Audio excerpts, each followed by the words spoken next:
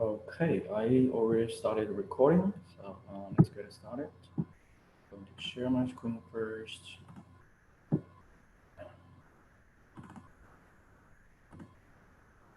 Can everyone see my screen and also hear me? Yep. Okay, good.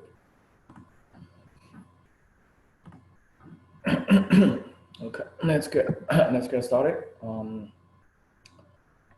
First of all, an announcement. The course evaluation has started. So looks like this semester there will be several course evaluations because this is online. So the university wants to give you guys more opportunities to provide me with feedback. So if you have received the link, you can uh, provide some anonymous feedback there. Also, I don't really mind if you just want to talk with me directly, give me feedback. So last week, we looked at how to overwrite the return address, or we can say, call that the save the EIP address on the stack to call functions in your address space with arguments. We also discussed the feasibility of building a return chain to call unlimited numbers of functions without arguments. And that actually is the basis for something called a return-oriented attack, which we will discuss at the second half of the semester. Also, we tried to inject a share code into the address space of the victim's program and override the return address on the stack to eventually jump to that share code. We started your first 32-bit and also 64-bit share code.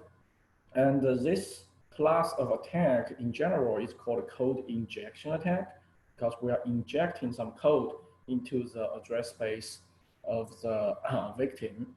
Uh, this, of course, what we are talking about here is at binary level, but this can be also done at other layers. For example, at the web level, you probably heard something like cross-site scripting. So basically, cross-site scripting happened in Web 2.0, where everyone can contribute to the website. Before Web 2.0, usually users do not contribute much to the website. Web 2.0 is like everyone can contribute. Before that is like the website is static. Imagine you watch YouTube and you want to share some comments there. So by sharing comments, you are injecting data um, to that website, to that server. However, you when you inject data there, you could inject something malicious, could be interpreted as code, and that is basically a code injection attack. So it happens at different layers. Also, we looked at a simple wargame, behemoth level 1, based on the homework. Looks like most of you solved the challenge. So as usual, today we will go through the homework first. Especially last work, homework is a little bit more challenging than what we had in the first 2 weeks. So we will mainly talk about two examples here. I guess I checked your homework. I guess we don't have to talk about behemoth number 1. So um, there are actually, correct me for, there are several different versions. One of the versions is called Crack Me for H. This is the H stands for the hard. So this is a harder version. Actually, the difficulty here was not intended. I didn't plan this. I didn't really pay attention to my compiler flags there. So the compiler by default generated code that was a little bit harder. Looks like someone is talking to me. Oh, okay. Oh, they don't have the link? What's going on?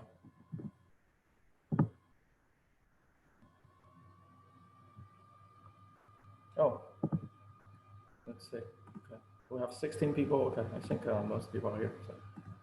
Okay, so So the compiler by default generate a binary code that is a little bit difficult than I planned to crack, but it's much more fun to crack. And I checked your homework. Most of you actually took a shortcut, but today I'm going to show you that how to crack this without taking a shortcut, because it's very fun to look at how the stack changes in this program. So if you check, so I'm going to show you my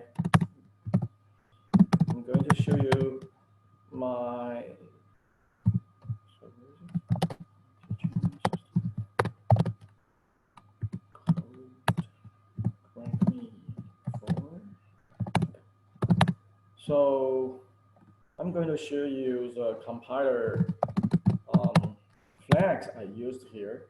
So you can see that the easy version, I'm just using GCC and I'm using no stack protector. So this one, the stack protector here actually stands for something called stack cookies or canaries, which we will talk about next week. We will carefully analyze how stack cookies work. And also, there are cases bypassing stack cookie will not be that difficult. So we will look at those cases. Then after that, we have this preferred stack boundary. So this is what makes things a little bit difficult for the hard version. So you can see for the hard version, I didn't use this one.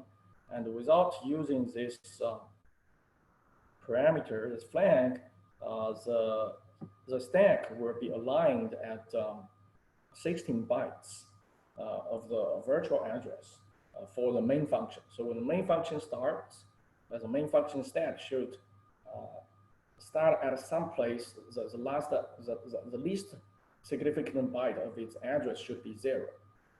So this is why things are a little bit difficult here.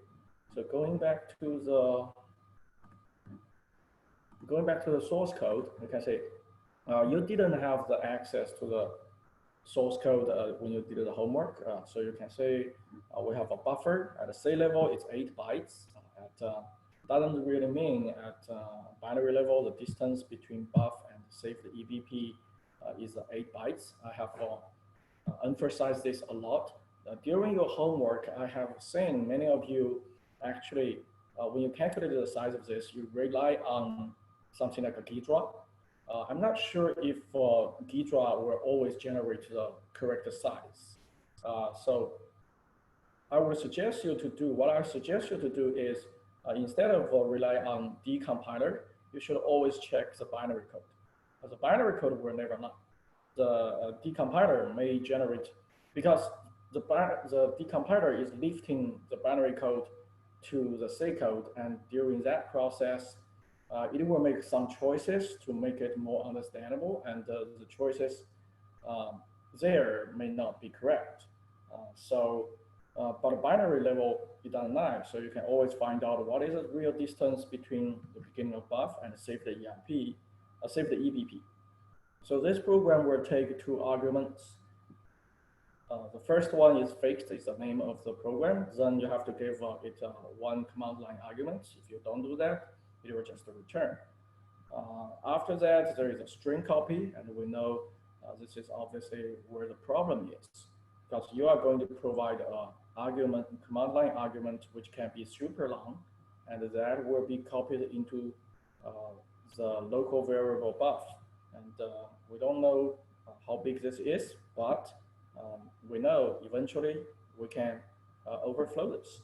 And when we overflow this, we can overflow the save the EBP and also save the EIP, which is a return address. Then you find that there are 2 more functions in the address space. One is called the print secret. So print secret takes 3 arguments and compare them with some constants, beef, code cafe, and doodle face. Then if you jump to the print secret and it has a correct argument, it will simply print out the secret by calling the decrypt function.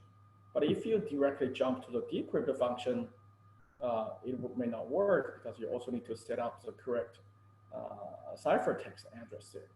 Okay, so this is basically the source code, and your goal here is to exploit this buffer overflow and return to the function print secret.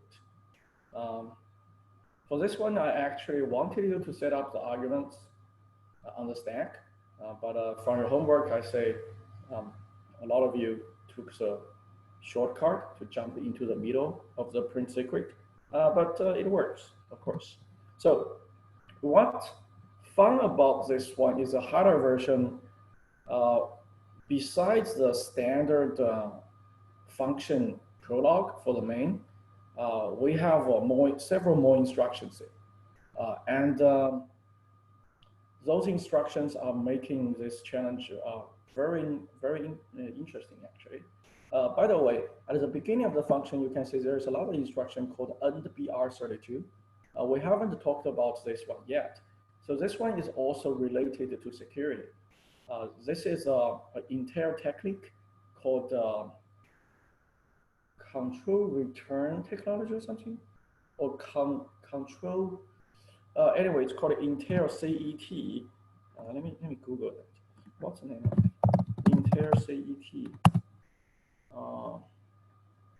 Intel control flow enforcement technology. Okay, so that instruction is related to the CET technology, but it will not really affect our system or how to crack this program here. So it will not change the stack or whatever. So you don't need to, for this one, we don't need to care about it. So the standard prologue for functions, we know that we have this push EBP, move ESP to EBP, then subtract something from the ESP, and for this crack 4, the easy version, if we want to return to print secret, what we want to do is in the main function, we overwrite the return address on the stack. We save the EIP address on the stack, overwrite it with the print secret address. Then we have 4 more bytes here. The value doesn't really matter. Then we put the 3 arguments one by one here. Then if there is so at this point, the return, the ESP will point to here. Then we execute the return instruction. Then we get into the print secret, and it will treat those 3 as arguments and compare and generate the plain text. However, you can see the harder version, there are 6 more instructions. And these 6 more instructions makes this crack very interesting. So let's take a look at them one by one and see how the stack is changed. So I don't know how many of you, when you try to do this homework, you tried to draw the stack. I really want you to draw the stack. You know, make yourself like a Turing machine, make yourself like a CPU, and one line by one line, draw the stack. For program analysis, obviously, what we do is we will say this is line 1, line 2. Actually, we label in program analysis. We do not label the code. We label what is between the code, right? So before the first instruction, we label it as 1. After the first instruction, we label it 2. So then when we say at point 1, what is the stack or state of the computer look like? At point 2, what is the stack or so the state of the program look like?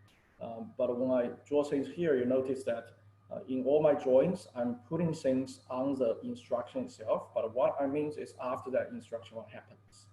So let's take a look at those this changed one and try to figure out what it is trying to do and how this will affect our hacking. So the first instruction equal this UndBR32 here. The first instruction is a load effective address. ESP plus 4 to ECX. Remember, this is at the beginning of the main function. So how do we get here? How do we get into the main function? The main function is also called by someone else, right? So this is the beginning of the main function. So when we get here at this point, before this instruction, what we have is the return address is pushed onto the stack of main, and the return address is obviously in the middle of the function that calls the function main. So on top of that, we have the argument for main, which is argc, argv1, argv0, those things. And we haven't, the main function haven't set up its own stack frame yet. So at this point, we don't really have a saved EBP or whatever. Okay. So before we set up that stack frame, there is an instruction node effective address ESP plus 4 to ECX. So what happens after this is, after this instruction, ESP will not be changed. At this point, the ESP still points to the return address on the stack. However, ECX is changed. ECX points to somewhere 4 bytes higher than that. Actually, that is the argc address. Then we have this logic AND instruction. We logic AND ESP with this fixed value. So what does this do? This instruction basically wipes out the last byte of ESP, because everything before that is F, it's 1.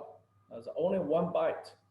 The 1 byte is 4 bit. Yeah? This is not 1 byte. This is half byte. This is 4 bits. So only the 4 bits.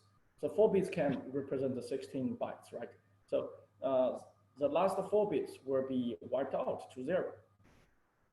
So basically, this instruction will move the ESP downwards, but we don't really know how much we are moving because it depends on where ESP is. If at this point, the ESP's least significant 4 bits is 0, the ESP will not be changed. So this part will be 0. There will be not those parts. However, if the ESP, the last 4 bits is F, then that F will be wiped out. Then we will have 16 bytes here. So it all depends on that.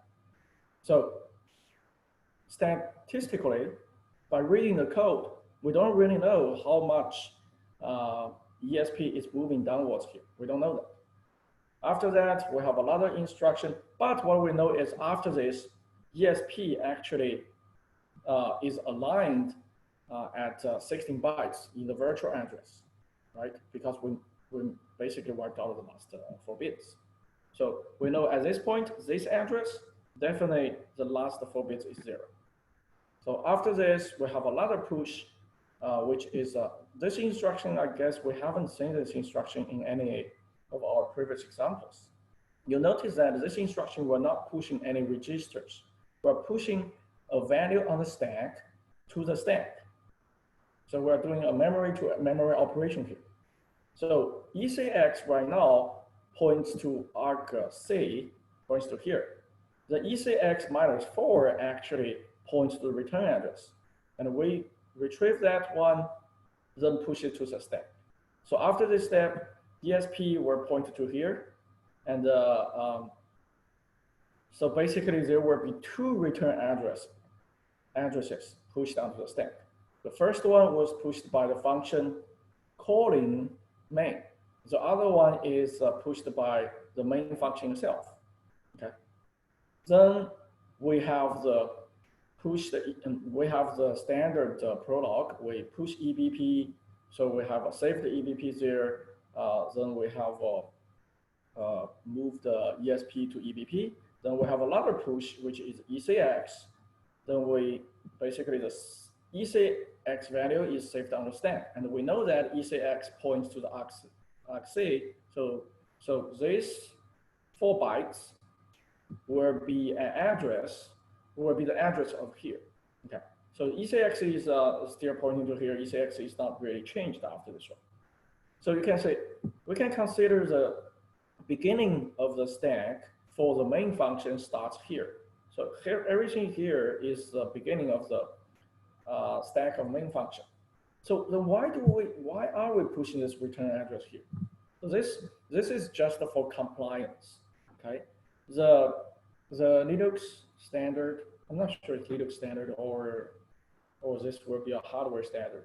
The hardware standard, maybe hardware standard, require that for every function, the EBP for the safe declare, for EBP should point to the saved EBP, and 4 bytes higher should have the return address. No matter if you use it or not, that's a standard, you should have that. Maybe in the middle of the program, you will use it. So if we do not push the return address here again, okay, without using this push ECX, what will happen is the return address, there will be only one return address high there. Then there will be some random bytes doesn't really matter. Then we'll have saved EBP. So 4 bytes higher than saved EBP, we don't have the return address. So that is not what the standard requires to do. That's why at the beginning of this, we push the return address here again. So after that, we have the main function. Also, we know that the this is the part we call string copy. By checking the argument for string copy, we know that the buffer starts at an address EBP minus 10. So 10 in hex, which is 16, which means EBP is here. The buff, between the buff, the beginning of a buff and saved EBP, we have 16 bytes here. But we also know that we already used the 4 bytes of the saved ECX here. So the buff here at the C level is 8 bytes, but at the binary level, you can say it's kind of like 12 bytes here. It's not 16 bytes here as showing in 10 in hex, it's actually 12 bytes because we have saved the ECX.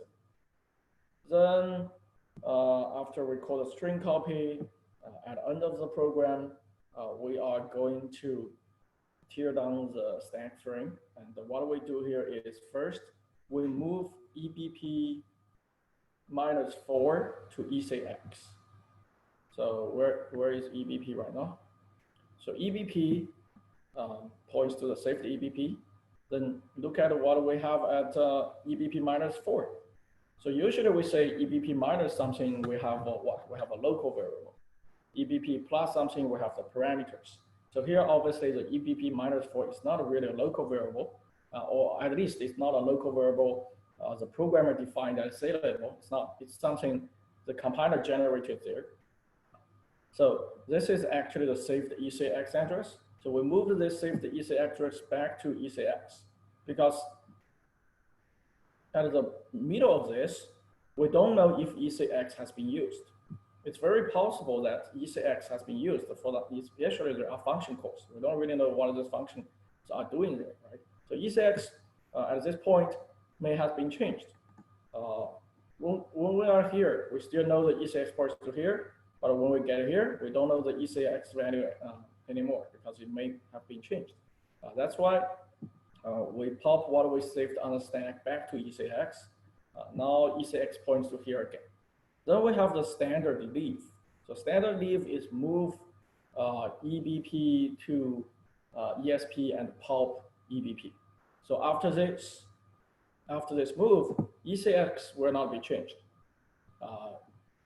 EBP will have the value of saved EBP on the stack, and ESP will point to this return value.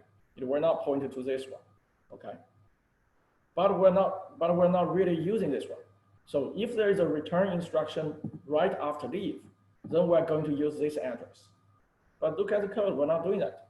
What we do is we know the effective address ECX, which is here, minus, so ECX, I think probably this part I get it wrong. So ECX doesn't point to here anymore.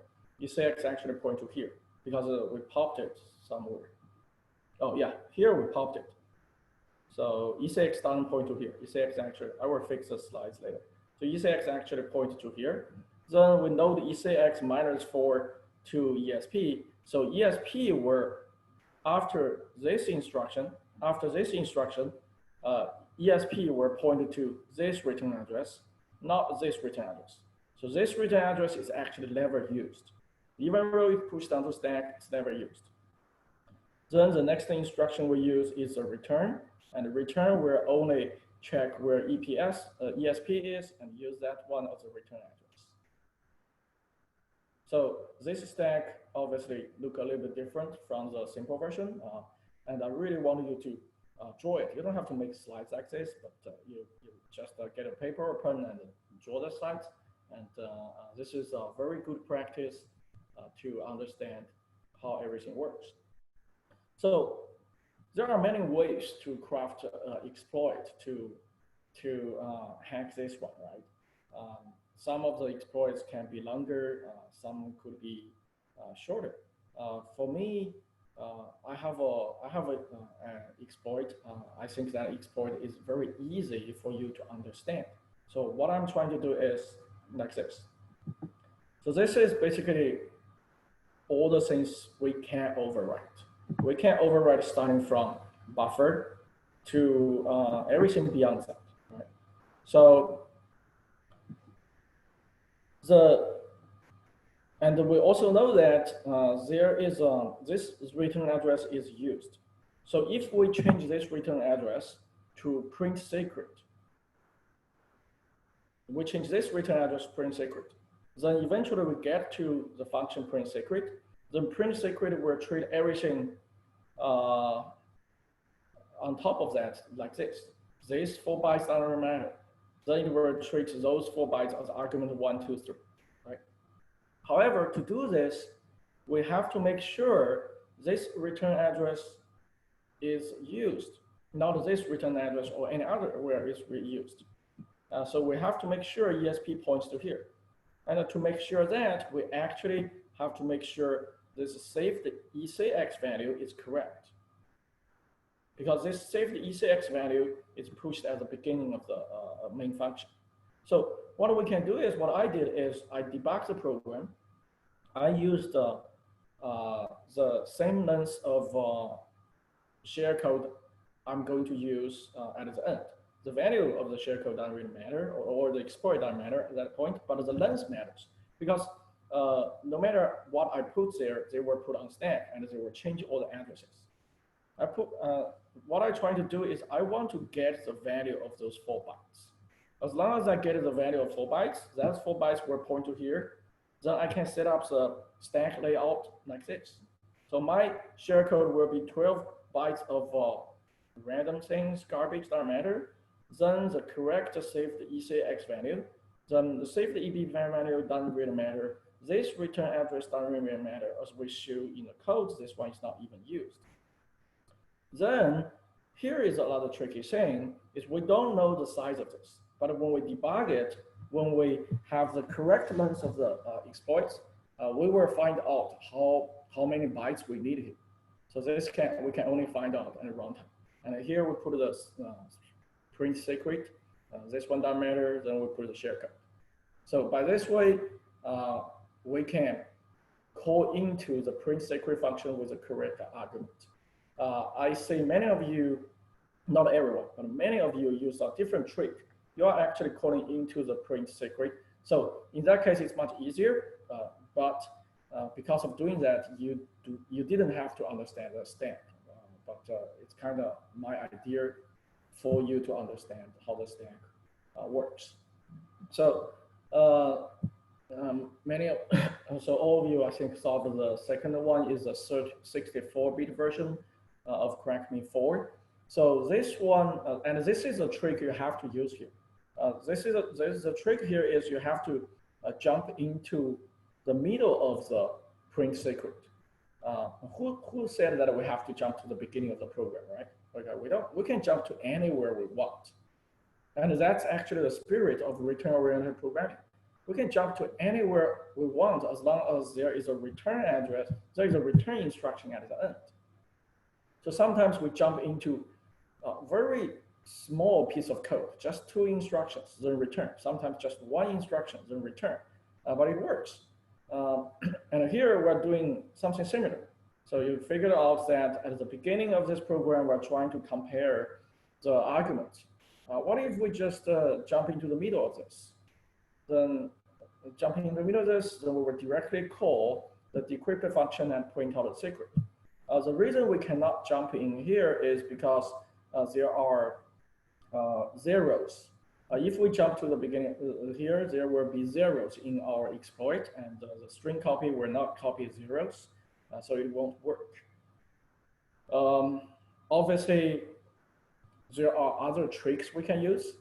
For example, I gave you guys the binary code. The binary code is called crack me 464, right? Without using buffer overflow, what you can do is you can directly change the binary. For example, there are compares. So if they do not match, we will go out. We can change all of this JNE to JE, right? So if they don't match, we will go to call the decrypt, and we can directly change things at a binary level. Those are also tricks you can use for real-world CTF or real-world hacking. Any question there? I guess I had a question about that. So how would you directly edit the binary? Would you use like a tool to load in the program and do it? The most easy way is you just use a hex editor. There are even online hex editors. You know, for example, what I usually do is I just hex online editor. It's just a search. There are many. For example, hex ed. So this one is a hex online hex editor. I can just open a file. I'll open a open a binary here. But of course, you need to know what to change and what to change to. That part you need to rely on some reverse engineering tools or decompilers and compilers. But this is where you can directly change things. That's what I'm saying. Make sense? Yep, thank you. Okay.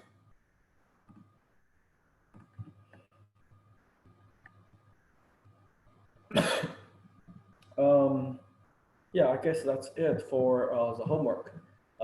Today, we were keep working on stack-based buffer overflow, and we were also started looking at some defense techniques. Today, we probably will only have time to talk about data execution prevention, which is one of the widely deployed defense techniques. Also, today we will learn 3 more tricks. One is inject a share code into environment variables. So last week we were injecting share code onto the stack, into the buffer, below EBP, and also higher than EBP. Today we are going to look at how we can inject share code into other places, like environment variables, and even directly in the command line argument. Also, we will look at another example that in case that we cannot really overwrite the return address or save the ESP, but we can overwrite the saved EBP, what can we do? You know, this is called the frame pointer attack. So far, we have largely ignoring the saved EBP. All the examples we're showing for the EBP, we're just put some garbage there. We don't really care what's there. But you will see examples that sometimes that's the only place you can overwrite, and we can still exploit it to jump to our share code. Then we will talk about return to libc attack, the 32-bit version, which we will only briefly talk about it because at this point, I know you guys already know how to do that. We haven't called return to libc yet, but all of you already know how to do that. So return to libc is basically override the return address and put the argument on the stack. So we have been calling other functions in our address space. Return to libc is just calling the functions in the standard C library instead of calling our own functions. So, but the technique are exactly the same. But we are not going to talk about the 64-bit version of return to libc. We will only do that in the return-oriented programming. The reason is in 32-bit, we will put the argument on the stack. And if there is a buffer overflow, we can overflow the stack. So we can set up the argument for whatever function we want to call.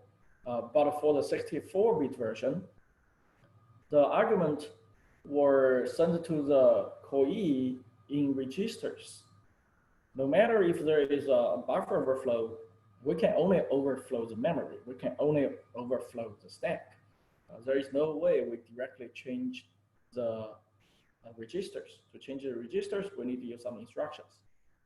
So that is where we have to rely on return-oriented programming to change registers, then go back to then return to the libc.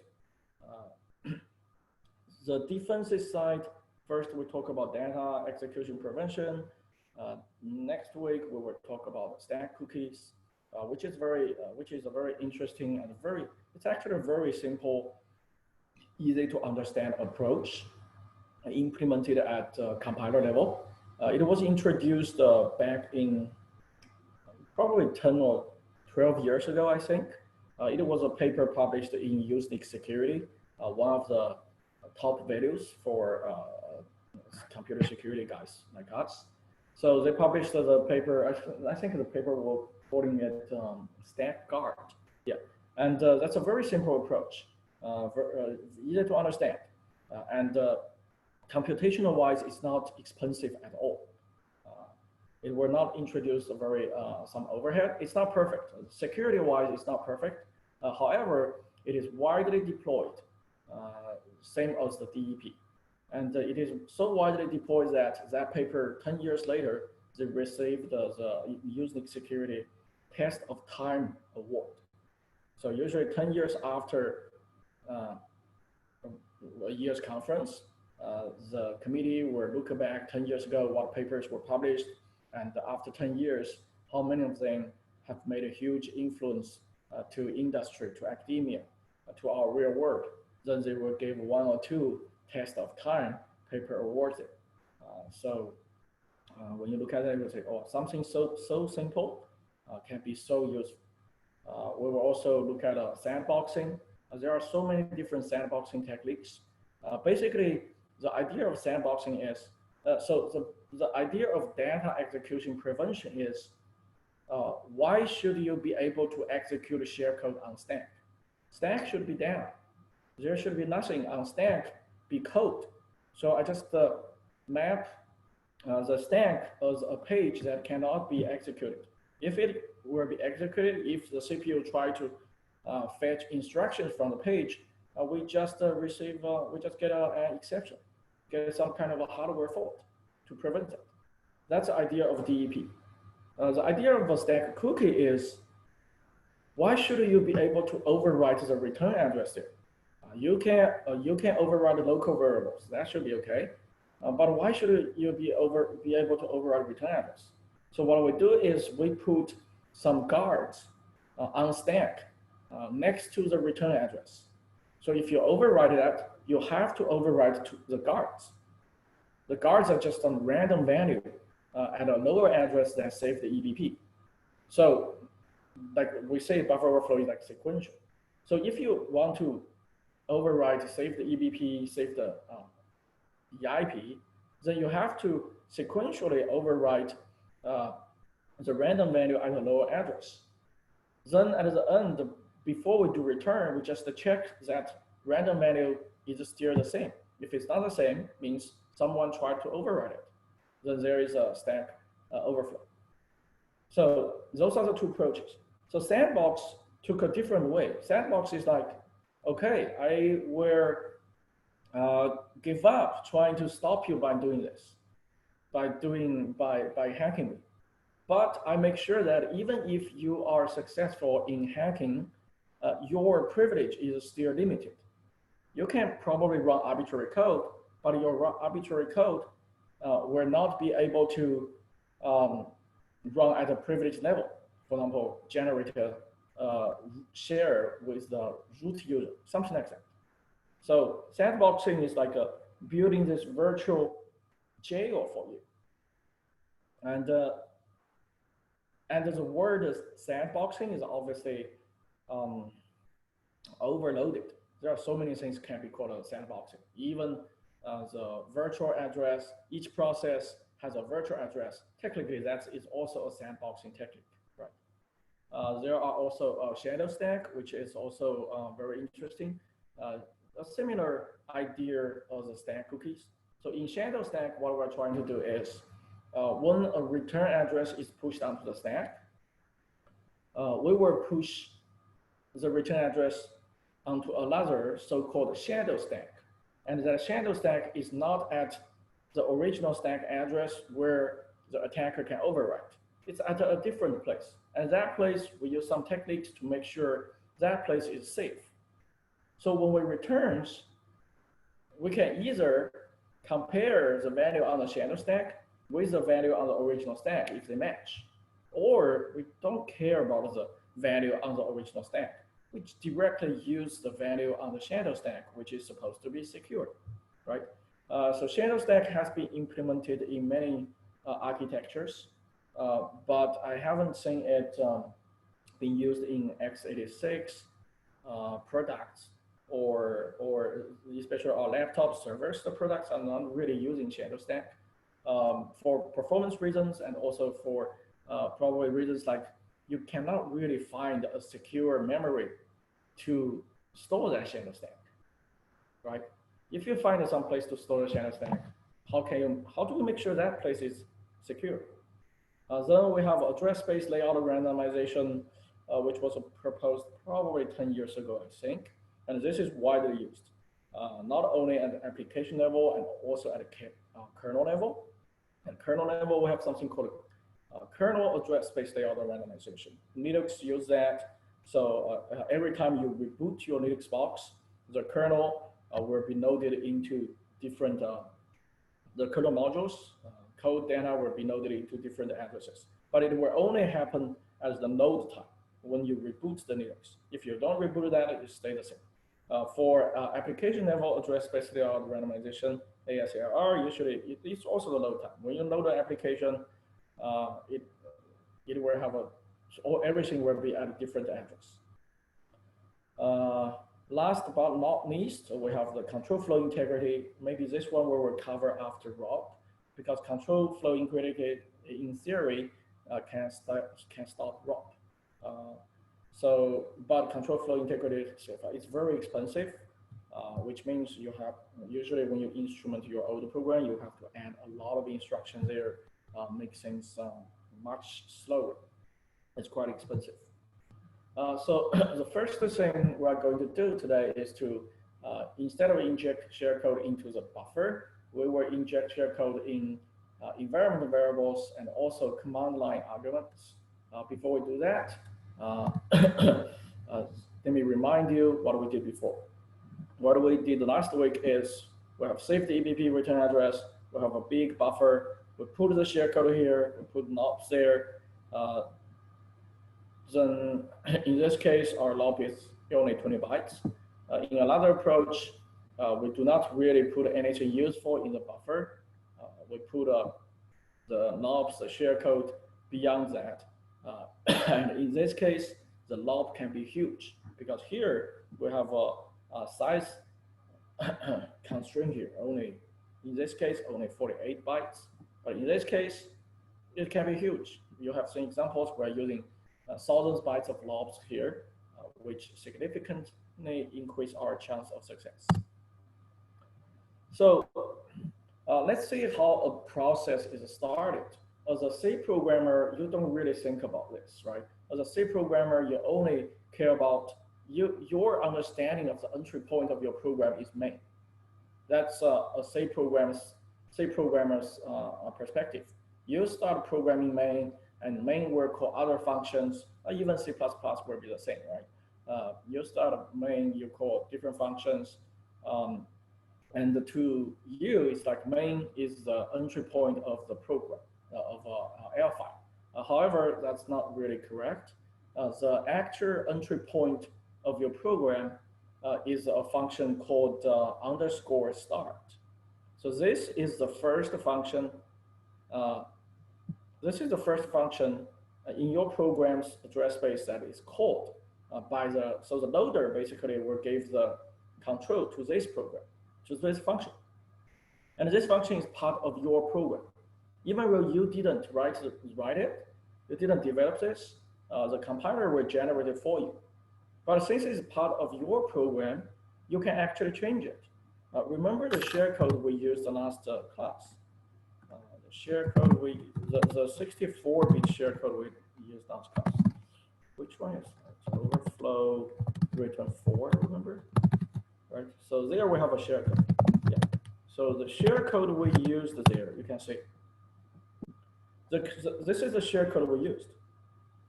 And this one, when we compile this generates an L file. And so this is the same as a C program, even though we're using assembly language here. In this program, we do not have a main function. That's why if we execute this, yeah, so this one actually we can execute because we use the no standard C, which I ask you guys to search in your homework. We use the no standard lib, the flag here. So this will tell that we're not going to link this program with any standard C program. So we don't really need a main function. We only need the start function. And you can see here.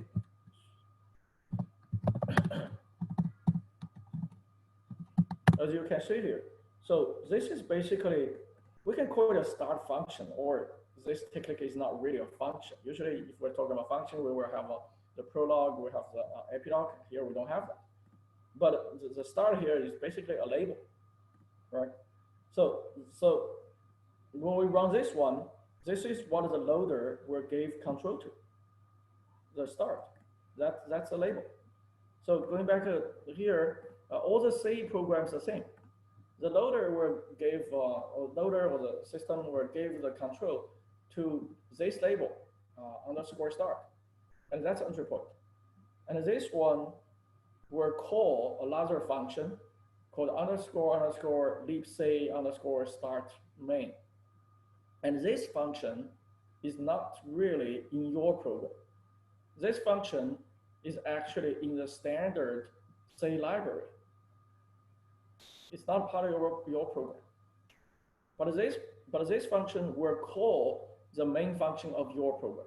So you started with your program, going to standard C library, then going to your program. So why this part is not part of your program? Because this is a library in the system. This part, the libc start main, will make sure that it can set up the environment before it gives to the control to the main function, no matter which machine it is, no matter which hardware it is, no matter which operating system it is, which means the libc start main function could be somehow different for different machines, different architecture. That's why it's not part of your program. When you program this, it could be the same, at least for the same architecture, right? So, but this one is in the dynamic library, so every time it's different for different machines. So that's why before we jump into the main function, the stack for the thread has already been used. Okay, it's not empty. There are already many things on the stack. So let's say this is what the stack roughly look like. There may be a lot of paddings here and there, but this is the idea. So this is what the stack roughly look like before the main function or at the beginning of the main function. First of all, there will be a lot of environmental variables. So remember, the environmental variables, they are something the operating system remembers. But the operating system wants your program to know those are the environment variables because your program may make decisions based on that. So how your operating system can commute those, can give that information to you? It's basically push those things onto the stack before give the control to the main function. So all those environment variables, they're actually at the very top of the stack. And all the environment variables, they are just a string. For example, this one, qt blah blah equals what? This is the whole thing is a string. The qt blah blah blah, the equal sign, everything is a character. This is a string. So we have so many. We could have many environment variable there. And lower than that, we have the argument, the command line arguments. So when you type something like, for example, I have a program called a stack layout, and I type hello world. When you type this, you're not directly pushing anything onto stack. Imagine what's going on here. This is a shell program, right? This is a shell. What the shell is doing is, it's taking, so what you type here is basically string. The shell program will take this string and know that, oh, this part of the string is the program you want to execute, and the other part of the string are the parameters you want to give. And basically it does is, it will call the system call to execute this program, then push those strings onto the stack. So your program can access those strings. So in this case, obviously we have you were saying that there will be 3 argv here. So argv0 always is the name of the program and a path. So in this case, could be program or stack layout. Then there will be another string, hello. So hello is a string, word is another string. So the hello word is not one string, those are 2 strings. And there will be pointers there, argv0 point to the program, argv1 point to hello, argv2 point to word. Then there will also be environment variable pointers had a higher address than a command line argument, and each of them point to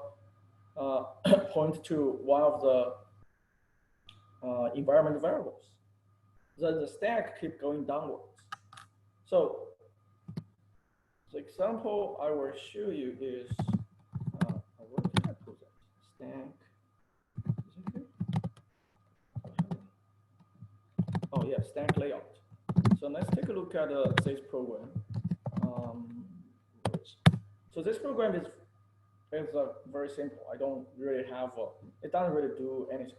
It just print out where each argument, command line argument, and also where the environment variables are. As you can see, I first print out where is the argc, where's the argv0 one, blah blah blah.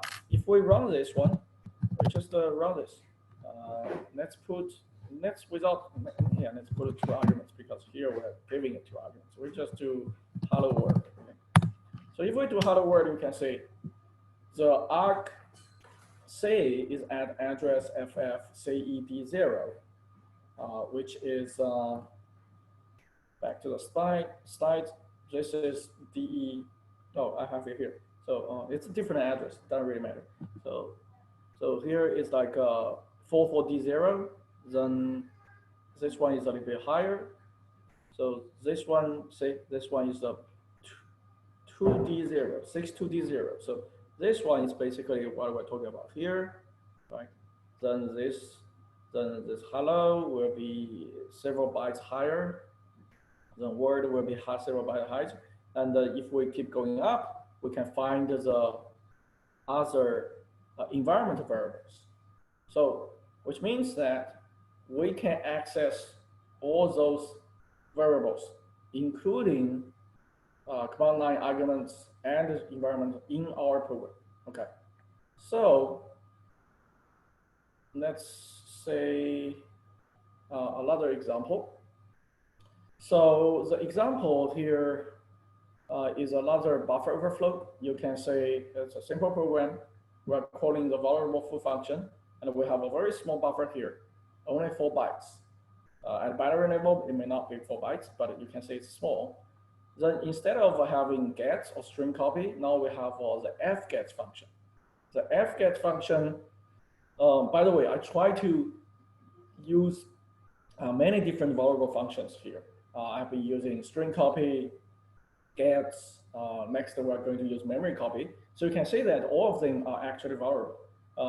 The ones they are supposed to be secure, like fget or string uncopy, may also be vulnerable. For example, the buffer here at serial is 4 bytes, but we're writing 18 bytes here. So this is not really a good practice. When you do this, you know you are overwriting things over a buffer. Even though you are using fgets, doesn't mean it's secure. So fgets is almost the same as gets. The only difference is gets we are getting from standard in, I think. In gets, can we choose which? We cannot choose, right? Fgets we can choose. We can choose which file descriptor we want to get the things from, and in this case, I'm just using stdin, so it will be the same as gets.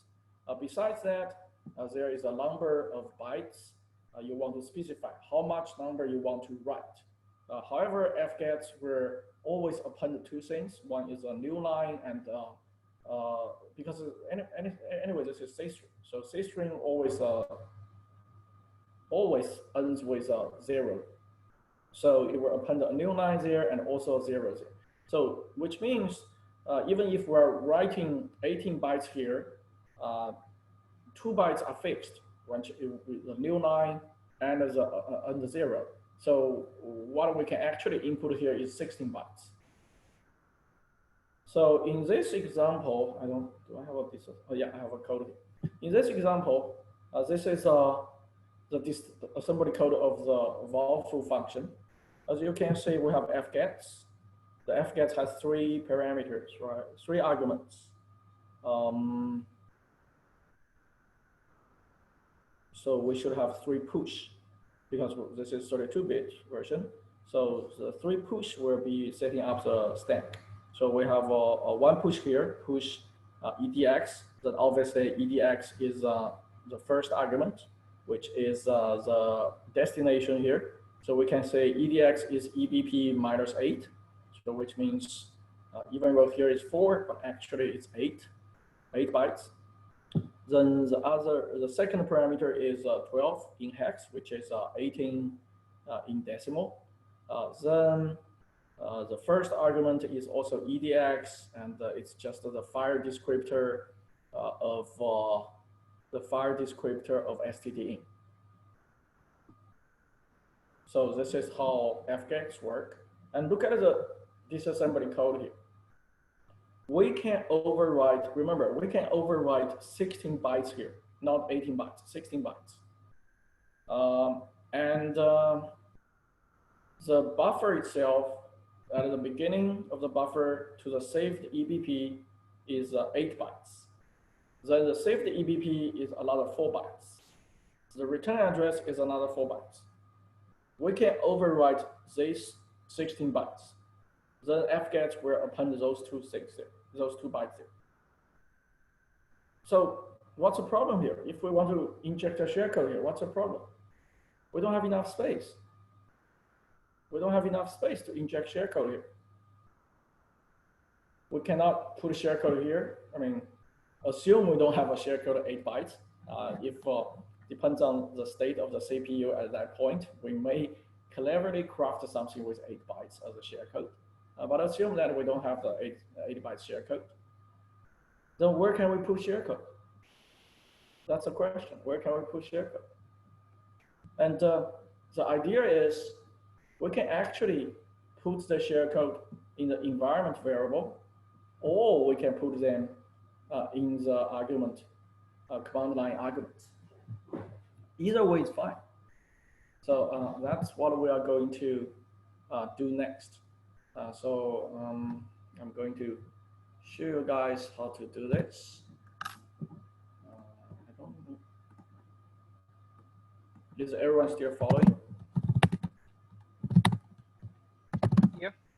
Okay. So which one is this? This is overflow return 5. Yeah, this is overflow return 5. So by the way, I guess you guys didn't really say all the tools I have here. Here I have another tool called check secret, which I already gave you guys last week in one of the examples actually. And this check secret script can tell uh, what kind of protection our battery have. So I have to do file. So this one, there is no stack canary, there is no NX bit. However, this is a position independent code, and this is read protected, but those are kind of like a very weak protections. So what we have here is, okay, so let me show you the makefile. The makefile here, we have this boundary, we have the stack is executable. Okay, so what we can do is we want to put the share code. Like I said, we want to put the share code on in the environment variable, right? So let's unset this one. I'm not sure if I have that. Okay, let's unset this. Then the share code is actually the same as what we used last week. That 28 bytes of share code. That's 28 bytes share code. Then at the beginning of this, because we have much freedom here, we can have a huge snap, not snap. So I add 500 bytes of snap there. Then we just export this to one of the environment variable. So the name of the environment variable doesn't really matter here. Does it work? No, I have to do this. We can use any name we want here actually, but so this one, okay, this one should be this. This should work. Okay. Now we have the environment variable called S code. So if I do environment NEP env, I get all the environmental variables I have right now. So you can see at some point we should be able to, yeah, this is our share code. So our share code is here. That's in an environment variable. Remember, this is still on the stack. So the stack still should be executable, okay? Then, but how do we get the address of this? What we can do is have another function called get environment .c. So as you can see, this function doesn't do much. It will just print out the address of an environment variable. So we can do get environment 32 version. Our share code is as code. Okay. So it will run and it will print out the address of that share code environment variable. So this should be all. It's not exactly the same every time for different. For first of all, we disable the address space layout randomization. Also, it may not be exactly the same because some other programs, when you load it in another way, there will be other environmental variable be added there. So it could be several bytes or even 100 bytes off, but that's not a big issue since we have a huge sled here. By the way, the address we get, what is the address we get when we run that? The address we get here. Remember, everything here is a string. For example, the VET version 6003, the whole thing is a string. This is not an integer. This 6003 is not an integer. The whole thing is a string. So this whole thing is a string. And the address we get is always at the beginning of the string, which means it's the address of the letter S. It's not really the address of the share code we have. So the share code we have is the address a little bit higher than this. Because we have a huge set, we can just add 50 or whatever to get the share code address. Then let's go back to our code here. What do we have? Oh, not this example. This example, right? So what do we want to override here? We already set up the share code. We want to override this part. Basically, anything we want. We override this part, anything we want. Then this part, we want to have the share code address. That's it. After that, we should be able to, when the overflow function returns, it should be able to return to our return to our shellcode. Let's see if it works. Let's do Python. By the way, on my computer, I'm using Python 2. If you use Python 3, I think Thomas mentioned there, if you use Python 3, the syntax could be a little bit different. You may not use print. You may use, if you set up your own environment, you probably use, what's that called? Buffer, write buffer, system.buffer, write buffer, something like that. That will make sure you're writing the exact ASCII bytecode, not bytecode, binary set. If you do print through, it may generate ASCII, so that would be a problem. So we will have 12 bytes of garbage. Then we put the address here. Let's put this address. Remember, this address should point to S. It should not work. Then we have DAFF. So that should do it. Then we do a cat. Then we pipe this into this proper function. Does it work? Nope, it doesn't work. It gave us a segment fault. So probably what happened is we jumped into here and it get us illegal instructions. So we just add this. Instead of a 90, we just add the 80. Let's see. Now let's see if it works. Yep, it works. So the idea is very simple. We just put the shellcode inside the environment variable. So we do not, so in this case, our exploit is even much shorter because we're not putting shellcode in this exploit directly, right? But like I said, since we can put this, first of all, any questions here? Yeah, real quick question, Dr. Chow. Is this, as far as just what's actually possible, could we have decided to just use the garbage in the buffer strategy and push the shellcode past where the return address would be, like we did for the second approach in, I think it was overflow return 4?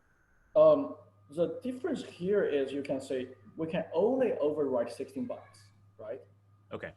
So we cannot overwrite anymore. Oh, I see. Yeah, that's a problem. Yeah. Yep. So the reason I gave you guys these cases is because obviously you see all the examples we have are carefully designed, right? They're not real world examples, but all those problems exist in real world code. So it's possible that some guy accidentally had a bug like this where you can only overwrite 16 bytes instead of overwriting 50 bytes. So you don't have a chance to give the shellcode. Yeah. So is that restriction imposed on because we used fgets here as a exactly? That's okay, what. great. That's why the fgets here I have an 18. See? Yep. Awesome. And I explained to you that the 18 here is actually 16 because it were appends 2 more bytes here. Okay. The new line, which is /A, and the 0 there. Yeah. Great. Thanks. So later we will see another example. We're not going to overwrite 16 bytes. We're not going to be able to overwrite the return address. We will only be able to overwrite the old EBP, but we still can exploit that. Yeah. So going back here, we can put that shellcode in the, let me unsave that one. We can put the shellcode in the environment variable. Now we should not have that anymore. So let's grab shellcode. It should not be there. We don't have that anymore. Okay. So right now, if we start a program in the address space, there's no shellcode. So now we do this. It will just jump into some random address where shellcode is not. So there will be a segment fault or illegal instruction, whatever, right? Because we don't have the shellcode. So the next approach is we put this in the command line parameter. So in this program, the command line arguments. In this program, do we really read it? Oh, in this program, the main function doesn't really use the program arguments. But remember, the loader doesn't care about that. The loader doesn't really care if your main program use those command line arguments or not. Or the loader would not even know that. The loader will just push the command line arguments to the stack. And if the main function wants to use it, then you will use it, use argc, argv, right? If you don't use it, doesn't really matter. So whatever you put here, for example, like this, even with this program at C level, we're not using those arguments. But if we do this, all of those arguments like strings, they are pushed onto the top of the stack of this program. So right now this program doesn't do anything, but they are pushed onto the address space of this program. So what we can do is we can put the share code there, right? Do we have this on the slides? Do we have the exploit on the slides for this one? Okay, no, I don't have this one. Okay, then let's try to develop this one. We have first of all we have this share code with a big sled here. Put this here. Let's see if this is correct. Oh yeah, this is correct. So what we can do is we still need to overwrite. We still need to where's the picture? We still need to overwrite the return address. So we overwrite this 12 bytes and return address. What we do is we do a Python print same thing, just put there. Then, but we don't know what address we should have. We just let's use the address we used before, which is the AD one. But we know that address, even though we don't have that share code there anymore, that address, this address, should point to somewhere near some environment variable, right? So this address would point to somewhere here, okay? But now we are putting things in the command line. So the real target will be at a lower address. Then we will just guess what that address is. So this is an overflow thing. We do a cat here. Then we pipe this into the program, right? Then the second part is we're giving this as the command line arguments. So in this command, we're first generating something and output that into standard out. Then we pipe that into the program standard in. And also the program is the OR5. And also the program OR5 will take a command line argument there, this one. So if we do this, I guess it will not work, but we're jumping to somewhere, right? So it will be segment 4. So what we can do is, we know right now this address points to somewhere here. We just need to lower it.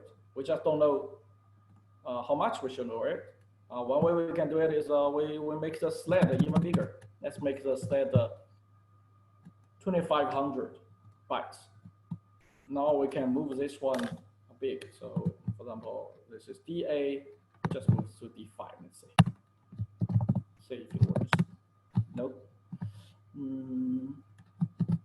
DA, D5, let's do D0. That moves a lot. I think that moves, but it works. So after we moved from DA to D0, so that's how many bytes? I'm not sure. It's like A00. It's like 1,000 bytes, right? More than, yeah, something like 1,000 bytes.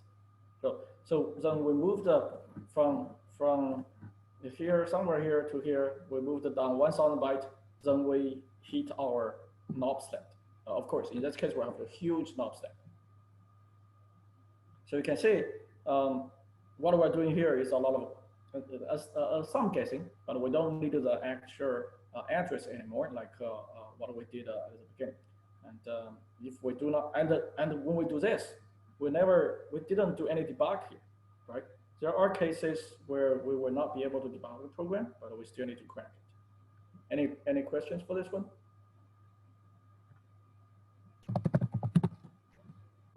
Everything makes sense so far?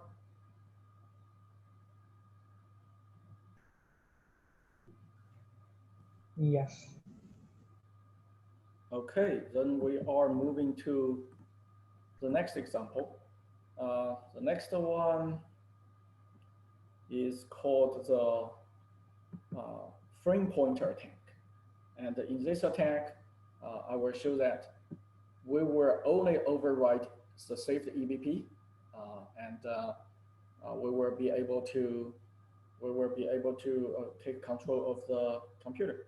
And you remember that for all the examples we have so far, we never cared about the saved EBP. We just put garbage there, and eventually jump to some share-code we have, and the share-code will have a exit at the end, so that save the garbage in the saved EBP or in the EBP register doesn't really matter. Before that it was actually used, before that triggers any kind of vulnerability, any kind of a segment fault, our program already exit. So here's another example. I call it overflow 6. There's no return here because we're not overflowing the return address in that case. Excuse me. So we have a main function, check if we will have 2 command line arguments. If correct, we are going to call the overflow function, which will take the command line argument as argument. Then we have a small buffer. Then in this case, I'm not using fget anymore. I'm using memory copy. I just want to show you that all of them are vulnerable. So memory copy will not add any /a/0 here. So memory copy will faithfully do what you ask it to copy. So in this case, we're only copying 12 bytes here. We're copying 12 bytes from your command line arguments to the buffer.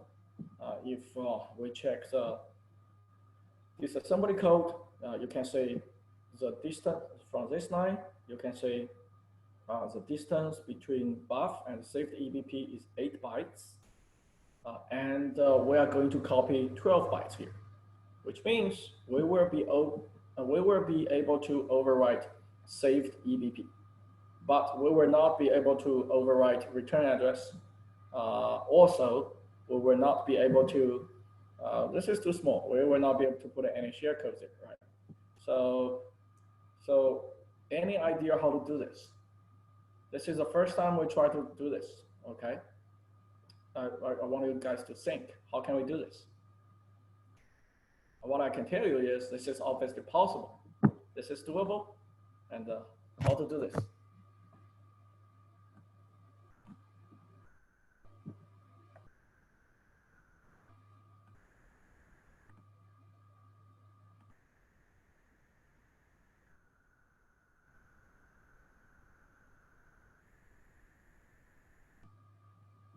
What is save the EBP anyway? Can someone tell me what is save the EBP? What is the value of save the EBP? The previous functions stack frame. Which functions? The previous functions. Yes, we can call it the upper layer function, the quarters, the quarters stack frames address, right? So then for the quarter, it also has that EBP. Then for the quarter, what is the EBP plus 4? What do they store there? It's the same for all the functions, right? What is the EBP plus 4? That could be the first argument, or the first local variable, I guess. No, EBP. Return address. The return address, yeah. Oh. So Phil, what you said is, so the first argument is EBP plus 8, not EBP plus 4. Sure. Yeah. So I don't know who said that, Jackie or someone. Yeah. So the EBP points to, for the main function, it will point to the return address, right? Then if we can change that saved EBP to some place we control, Then after we return to the main function, the main function will think where the EBP points to is its own stack frame. And it will use that saved EBP plus 4 as a return address. So when the return function returns again, it can go to wherever we want to go, right? So in this case, what we can do here is, this is what we can overwrite.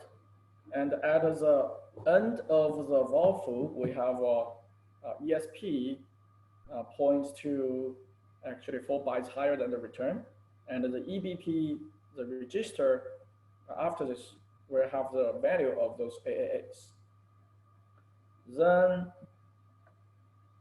because right now we didn't overwrite the return, we will go back to the main function, because main function called the val foo. But we're not going to the beginning of main, we're going to the middle of main, which is after we call the val foo. Then after here, first of all, the main function will balance the stack. In this case, because at the beginning somewhere, I do not find it here, but someplace, maybe because of the push. Because of the push, the stack is not balanced. It has to balance it, so it adds 4 bytes back there, yeah, because of the push. Then after that, this is for the return value. EAX is a return value, doesn't really matter. Then the main function will do a leave, which is move EBP to ESP and pop EBP. So after that, ESP will have the value AAA. Remember what is AAA? AAA is what we put it. Now, so which means we can control where ESP points to, right? Then the EBP will be the value at EAX, which doesn't really matter as here. Then after this, we know we're going to do a return.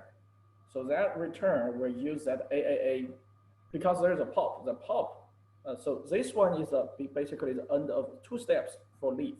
The first step is move EBP to ESP. So ESP will have the value AAA. Then the second step is pop EBP. So EBP will have whatever this address points to. Okay, hopefully it will not trigger any segment fault. Hopefully this address AAA is a valid address. If it's not, we may get a segment fault here. And also, what will happen is ESP will increment 4 bytes. So which means so here there's AA. So basically this one will be what is for F? It's like AAAF, right? So next instruction is return. So we will treat AAAF, the memory address AAAF, as the return address. So what we can do is, what if we just this is the part we can overwrite.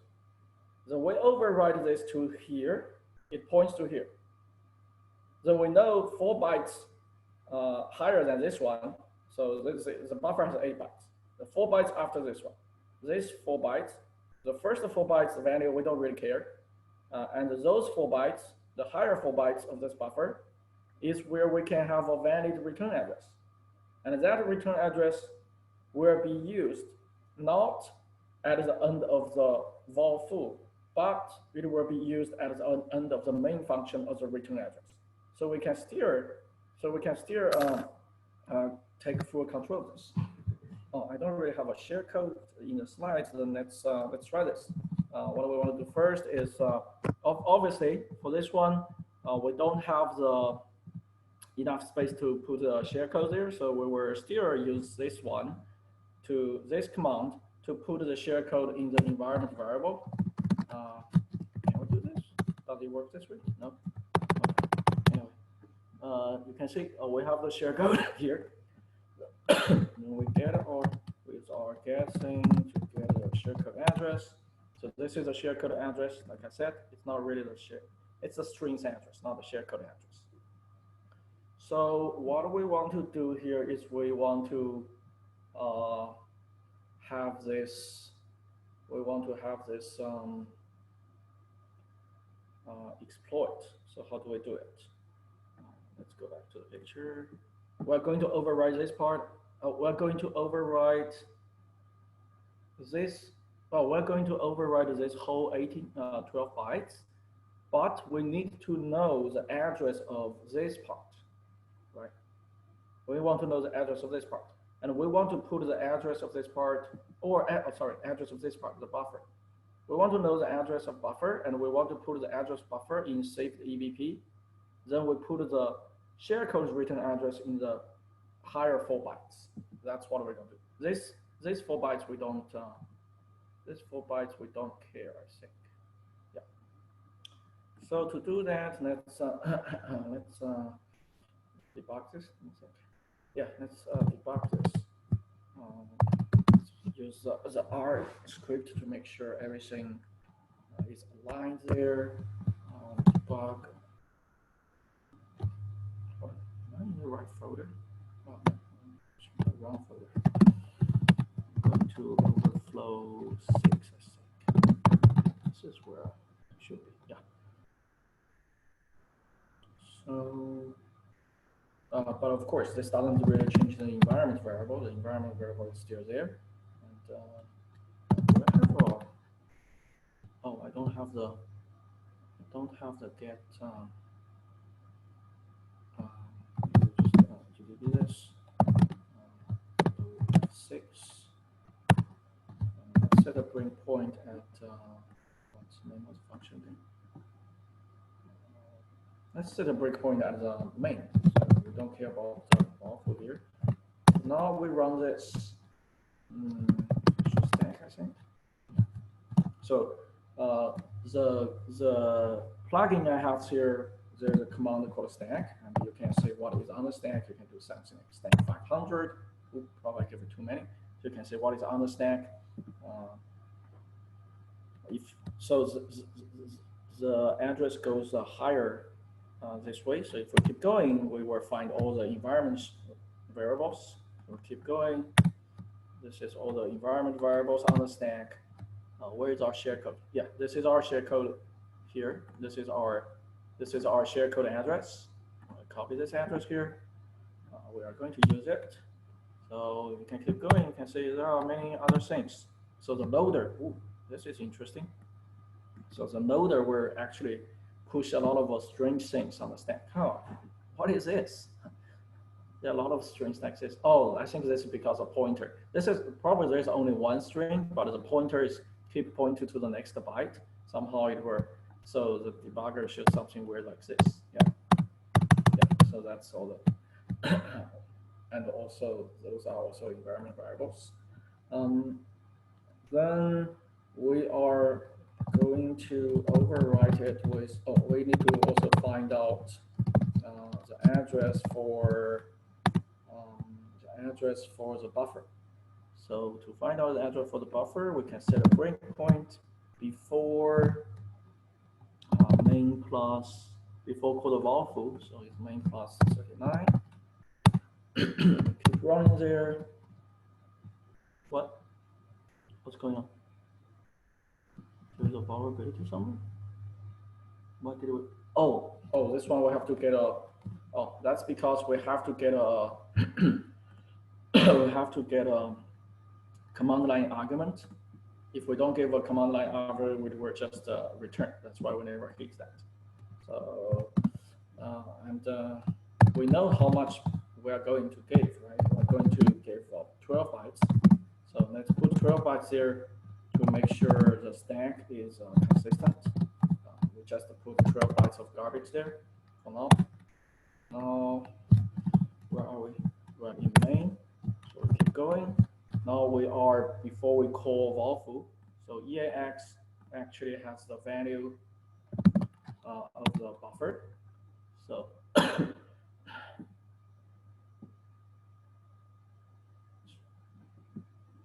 EAX has a value of buffer? What's the program again? Oh no, EAX doesn't have the value of buffer.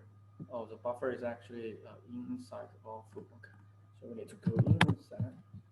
We need to go in here. We keep going for several instructions. So now we are before memory copy. This is where we get the.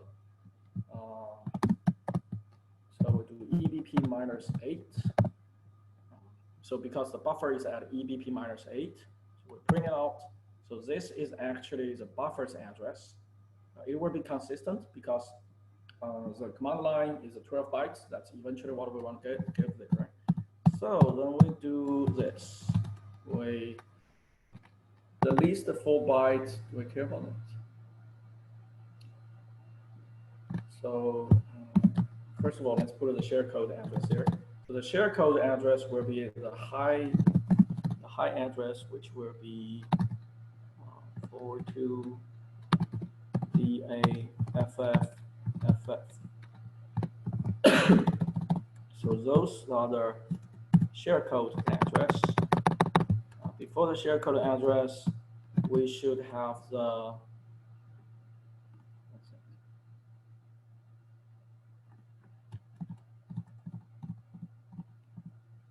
so before the share code address, so this one we should have the buffer's address. Oh no, that's not share code address, that's buffer's address. So this is buffer's address. So the buffer's address should be here, which is E4 CD FF. That's buffer's address.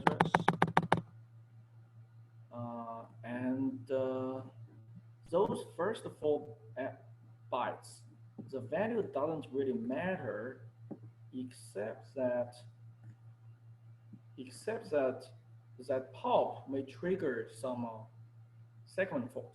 So as long as we put a valid address on the stack, should be fine. So how about we just put 2 of those addresses? Okay. So the first bytes is not really used in any meaningful way, but if we put 0 there, I'm afraid it will generate a segment fault. Then this is the address of the buffer, which is I keep going to the browser, which is this part. So let's double check if this is correct. It looks like it's correct. Then we keep going. Continue. Well, oh, see, we got the share. Yep, we do have the share here. You see that? Of course, I'm using GDB, so it's a little bit different. But using the same approach, you should be able to get the share without GDB. So this is I keep going back to the browser. I think the site is in the browser. So you see, this is very interesting. This is exactly different. This is totally different from what we have been doing. What we have been trying so far is to override the return address and ignore the saved EBP.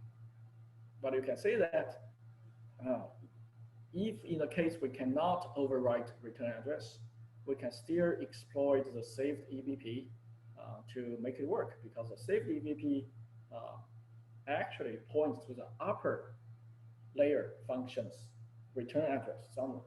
So eventually we can still go back to jump to our share. Any questions here? Does that make sense? Yeah, that makes sense.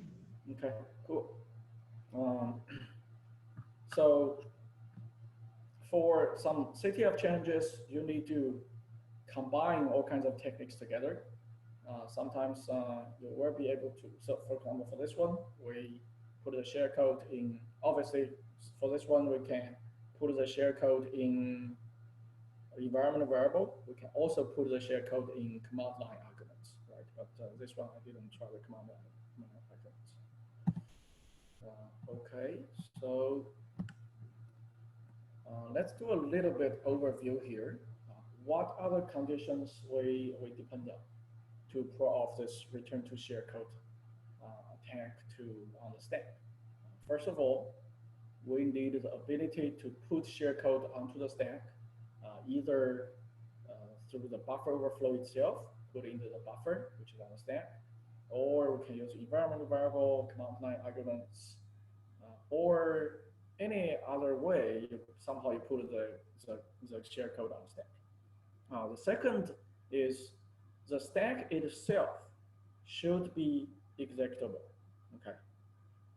but it should not be. I mean, in theory, why should we stack be executable? But to make this work, to read off, the stack should be executable. The third ability is somehow we need to overwrite the return address before a return instruction. No matter we directly overwrite the current function's return address or use a safety EPP approach, we are actually overwriting the return address on the stack. Also, we need to know the address of the destination function or the destination code. Sometimes we don't need to know the exact location. For share code, we can have a knob select, but if we are jumping to a function in the address space, we probably need to know the exact location. So, so if we list all those conditions we need to make this happen, then it will be very easy for us to design defense techniques. And for people like us, when we define defense techniques, that's what I do. I list out all the conditions to make this attack happen. Then I try to cross one condition to say how easy it is to cross this condition, and also how easy it is for the attacker to bypass this condition if it doesn't meet. So here, the very first condition I want to cross out is a stack is executable. Why it should be executable? It should not be, right? Everything we put on the stack should be data. It's not supposed to store any code there. Okay? So all the code is supposed to store in the .txt segment, the code segment. Now, of course, there's also a little bit another thing is some of the programs, they were dynamically generated code. So those programs usually we call it they are self-modifying code. They are actually very, very popular, not necessarily malicious. Many legit programs do that.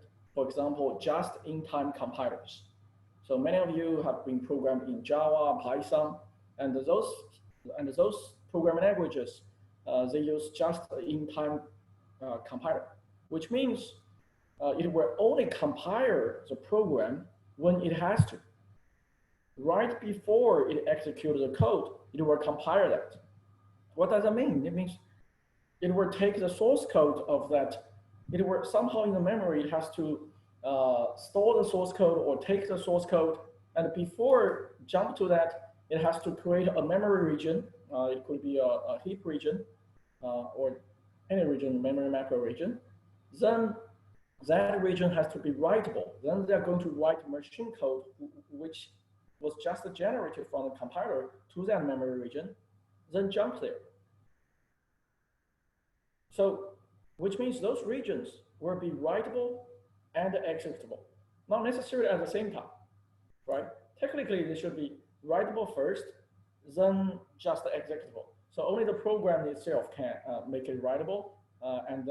So if an attacker can take control of that program, maybe it can take control of the program when the piece of code is only executable, so he cannot write anything there.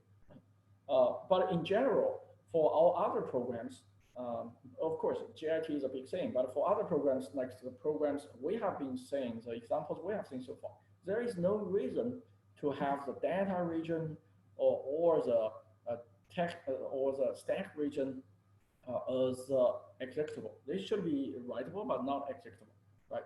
So the technique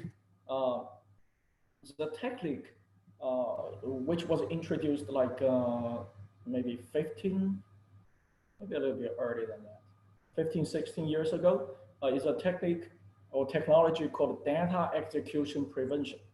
The idea is if some memory page is writable, then it should not be executable. For example, the stack. If you are using stack to store data, we're putting data onto the stack. It has to be writable, obviously, from the operating system's point of view. The stack for this program should be writable, right? But why should it be executable anyway? It should not be. Or let's say the text section that's machine code. That should be executable. Then it should never be writable, right? Why should you change your code at runtime for those programs? GIT they have a legit reason to do that. So protecting GIT programs is another challenge here. Uh, but to do this, we actually need support from the CPU level, and the operating system will rely on those features, CPU features, to help us. So the idea of splitting data and code is not really new. Most of the computing systems we use today, the laptops, the phone are ARM-based. The laptop mainly are x86 or ARM-based. Those systems, we use this so-called von Neumann.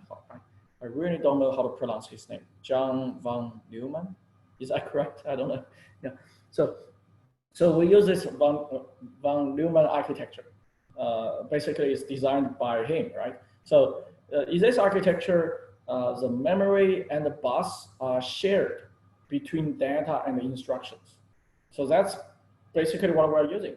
So memory we have, we put data there, we put code there, and they have the same bus connected with the CPU.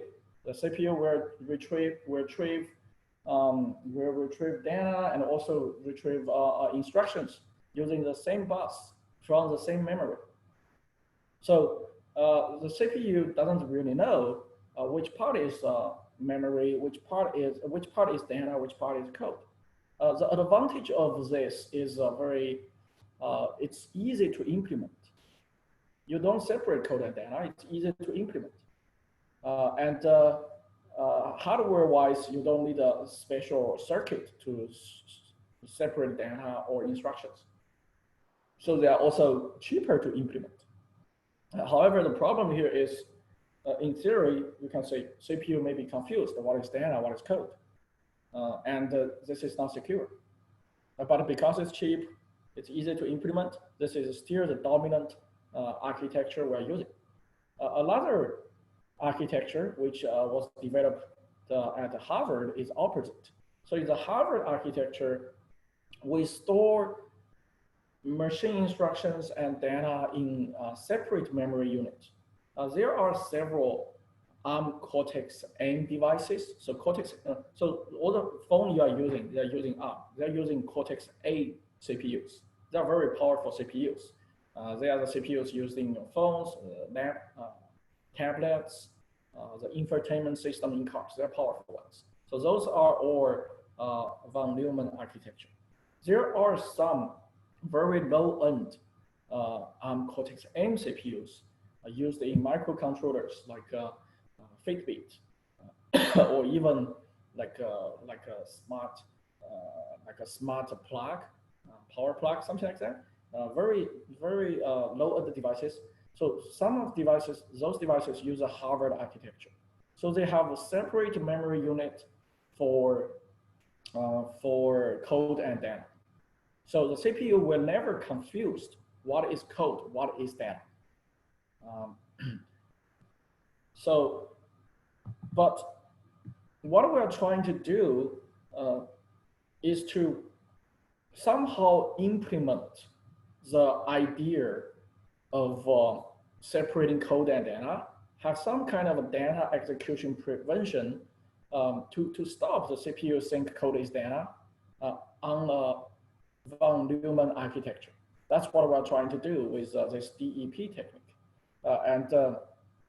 Older CPU systems, they don't have this technology. Yeah, this was actually introduced back in 2003, so almost 17, 18 years ago. So AMD first introduced this technology. So by just adding 1 bit for each memory page. So before that, the memory page only have a read permission and a write permission. And the read permission implies execution. As long as this page is readable, then it is also executable. But then they add 1 bit, which to indicate whether this is executable. Actually, this also has another interesting implication is we can have a page that is not readable, not writable, but only executable. So that's something called execute only memory. So you can see the purpose of this is you can protect the IP of your code. Your code can be executable by the CPU, but it cannot be fetched by other programs on the system. So this is another implementation there. AMD actually introduced this feature in 2003. Then Windows started supporting this. 2004 in Windows XP SP2, which was a very important security update. SP2 and a lot of security features here. I guess most of you never used Windows XP. I used it before, and I still see many people are still using it. Sometimes you go to some companies, they do not often update their computers. You see they are still using XP, Windows XP, which is like 15 years ago operating system. It's not secure, but it's a very easy to use operating system. I still remember that. The Linux started supporting this also in 2004. But remember, this is actually a hardware feature that has to be utilized by modern systems. So using this feature, we can mark any memory page as not executable. And usually what we do is the stack should not be executable. The heap should not be executable. So at the CPU level, we just have different permissions. So you don't need to remember this. It's not very important actually, this slide. And also at a GCC level, if we want to compile a program and then let the OS know the program doesn't have an executable stack, we do not really need to do anything. Like the example I showed you guys before, for overflow level 4, as you remember. Yeah, overflow level 4. What's going on? Okay. So this is the one you used last week. We used last week. So there is a flag called -z executable stack. If you gave this a flag, it will make the stack executable. So if you don't give this, which means the default setting right now is the stack is not executable. So all the default setting right now is a stack executable. So this is like automatically protected if you do not specifically enable that. So that's why I said that in some in some sense, share coding we're starting for the last 2 weeks. It's kind of like an ancient art, martial art thing. It's not really very practical anymore. But what we were studying the second half of the class, ROP, is still very useful. ROP can bypass all those protections because ROP is not going to execute any share code on the stack. It will only execute existing code. So if we compile a program, so this, for example, this example, I compile this program with that flag and without that flag, you can see the difference is the stack. The stack region, if we compile it without that flag, which means the stack is not, the stack is, this is compile that with the flag, which means the stack is executable. You can see the stack, those pages, its permission is read, write, and E, which is executable. And the alignment is 16 bytes here. If we compile without that flag, then it will be default. So the stack will not be executable. So it will be read write. So in the homework, you will try the same share code on the program with the protection or without protection. You will say that with protection, you will just get a segment fault.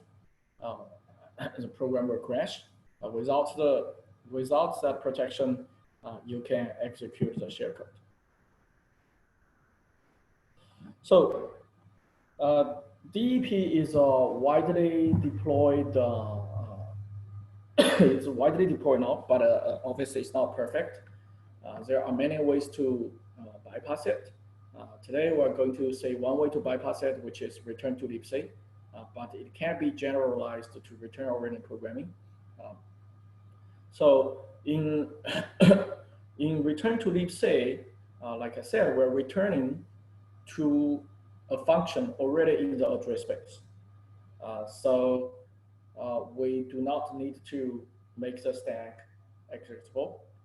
Even we have a DEP, if there is a buffer overflow, the attacker can still corrupt the stack, which means the attacker can still override the saved EBP, saved EIP, or 2 weeks ago, the important local variables on the stack.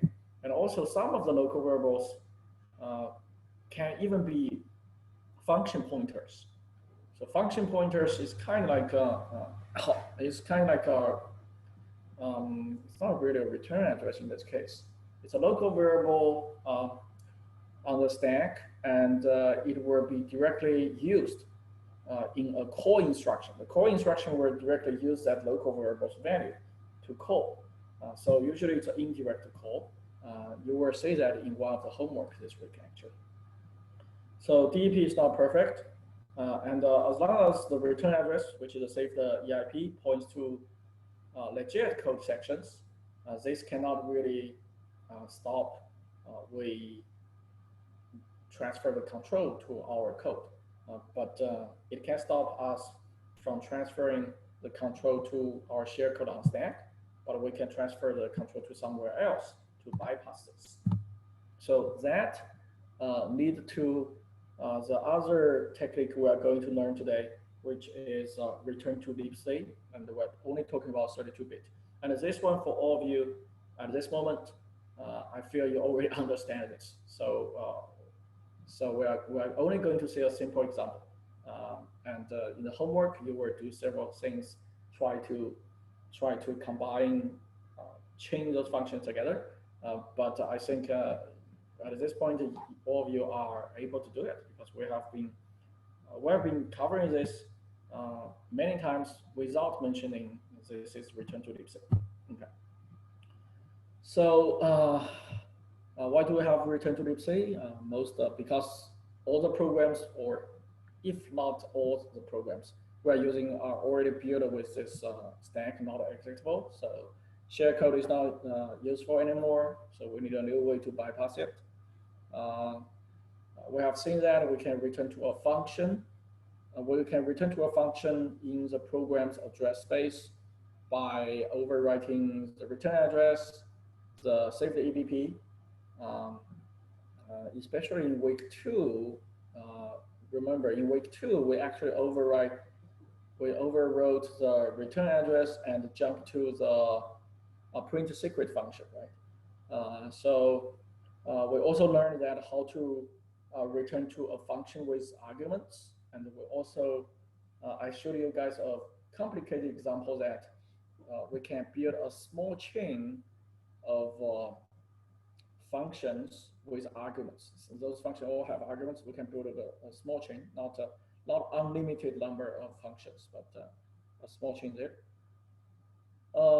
So what if we do not return to the function in our program, but the function in our address space? Because those functions are there. They are in our address space. They are callable, right? Obviously, here we're talking about at a system level, there is no compartment between them. Right? So from a defender's perspective, usually then what I'm thinking is to stop return to libc, can we build compartments between the libraries and the program modules? So if there are calls, how do we make sure those calls are somehow checked? It's not a call from the attacker. So all those programs, no matter you program in C or you program in assembly, when you compare that, you can see that we can link them against a standard C library.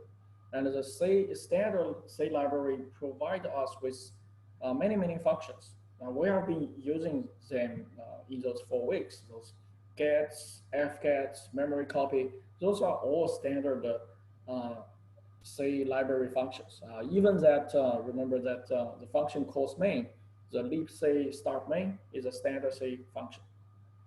And there are other standard C functions which can be very powerful, and we can, if we utilize them, we return to them, we can do a lot of damages. For example, this C library function system is one of those. So this function will take one string as an argument, and that string is the name of a command. So the command is basically what you type in your shell. It can be ls, cat, whatever, right? It's the name of a program you want to run. I think you can also do something like cd as well, because cd is not really a program. Cd is a command, not a program. Because cd is change directory, right? It's not a program. It's a command to your shell. So if you type cd, the shell will interpret that as a change directory, then it will make a system call to change the current directory using, there's a system call called a change directory to do that. So cd is not a program, it's a command. But the system library, this function, system function, you can use it to give it a command, you can use it to run any program you want. So if we can jump to this function, what do we want to put there? Obviously, we want to put the shell there. So it will return us a shell. So it's the same as like we get this print secret function, right? So we're going to use the overflow return 4, but this time we're going to use a version where we cannot run the shellcode. So this piece of code, you already say you're familiar with this. There is a buffer, 30 bytes. Remember, in binary level, it's actually 48 bytes. There's a gets. We cannot put shellcode here in the buffer, even though the size is big enough, even though we can even put it upper layer. But if we jump there, it doesn't work. Also, if we put the shellcode in environment variable or command line, it will not work because we compiled this as a stack not executable. So if we go there, return 4. So I gave you a script there, like a check sec. If you do check sec, then we do OR4. OR4 is what you guys did last week. I have to get file here. If you check this one is there's no stack canary, but NX is disabled, which means stack is executable. If we do the NX NX version, I say. What's going on? Oh, NX and C. If you check this version, the NX bit is enabled, which means the stack is not executable. But I didn't put the stack canary there. So for this one, if we want to crack this program, what we're going to use is we're going to use return to libc. So how do we do it? The idea, you get the idea. The idea is we're going to return to the C library function system, and we're going to give it this string. Okay. So how do we actually do that? There are several ways to do this. We first need to get the address of a system, which is not difficult. In this case, we don't have address-based nail randomization. It's always the same address. By the way, we can do LTD, so we can check this X and C. So this one will tell us what libraries this binary relies on. If we do this, we can say this binary will load this program will load those 3 libraries. and we'll put them in those address. For example, this node Linux, this is like the loader part. Then this is the libc. This is a standard C library. So they will put the standard C library, and this is a file where this standard library is. So if we check this, you can see this is kind of like a system file, right? And actually it links to another file. Why it links to another file? Which means when I update my Ubuntu system, the standard library may be updated. When I update my GCC compiler, it may be updated, right? So, and it always will load this library at this fixed address because we don't have ASLR here. And somewhere here, somewhere in that region, in that memory maps, memory pages, we will have the system call. So what we can do is we can do a GDB, we do OR for NX and C, then we set a breakpoint and main. Do that. We try, for example, how do you get the address of that function? You just do a print or P, right? For example, you can do P main.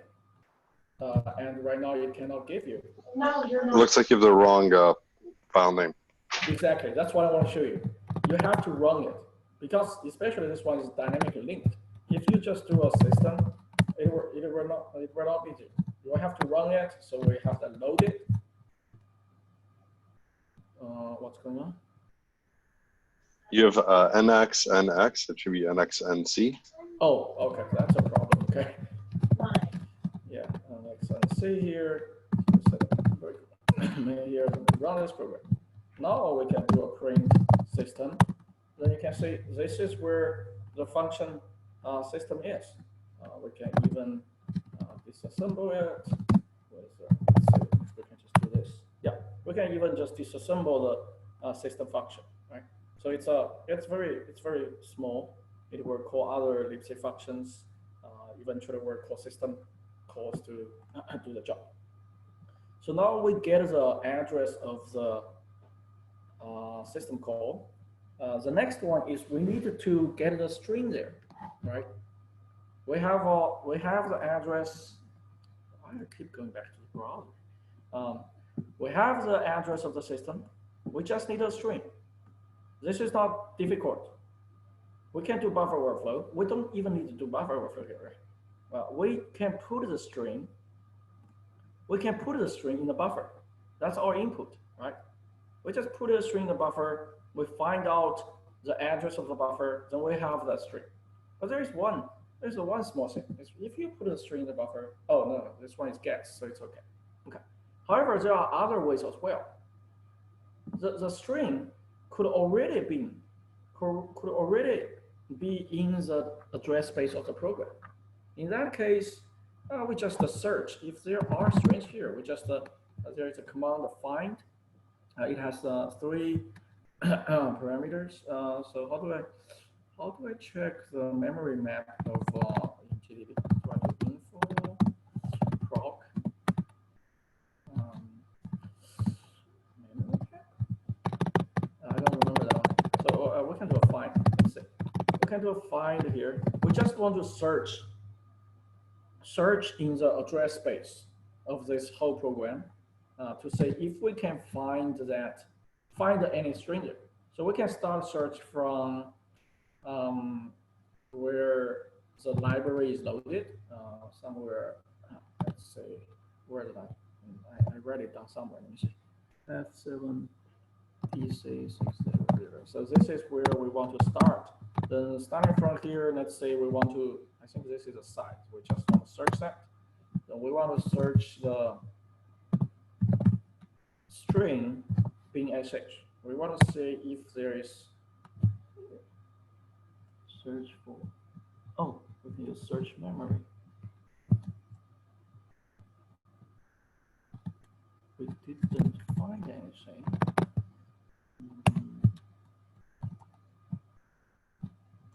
Do I give wrong? Okay, let's do a search memory. This is a search memory. I think it's not in standard GDB. it's in my plugin, so we can do message. That's work. Okay. So we just do a search memory, search for the string, and it finds what? It finds in the module libc there is a string. Okay. So we can examine that. We can examine. Let's say we examine one string at this location.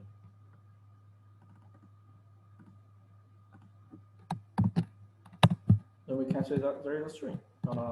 Why there is a string? Maybe we can examine a little bit more.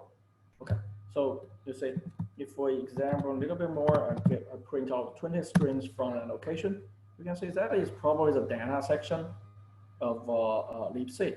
There are many different strings used by the libc itself. So it has this string here. So we can directly use it. We have the string here, we have that. So then the share code, not share code, the exploit will be the same as we return to print, right? Let's say we probably just let's write down this address. Then we also need to write down that address, right? This is 52. What is the address for system? System is 0. Okay, that's the address I have there. Okay. So we just go out here. This is still vulnerable 4. So OOF, OV4, OR4. Okay. So we have, so remember we have that buffer 48 bytes, then another 4 bytes of saved EBP, which means we want to overwrite 52 bytes of garbage there. Then we have the return address, and the return address we have, which is the return address, which is the address of the system, which is here. Okay. So we have 30 B8 E0 F7. Okay.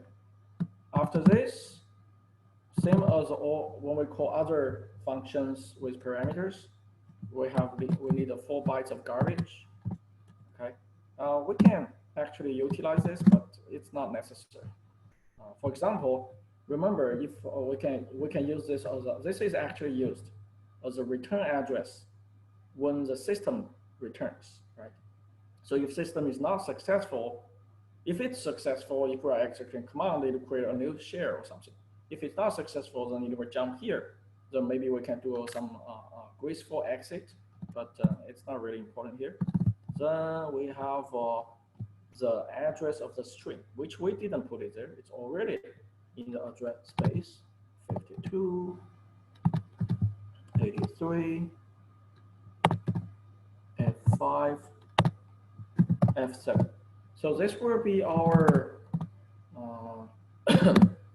exploit. We do the same thing. So this one is get or string copy. This one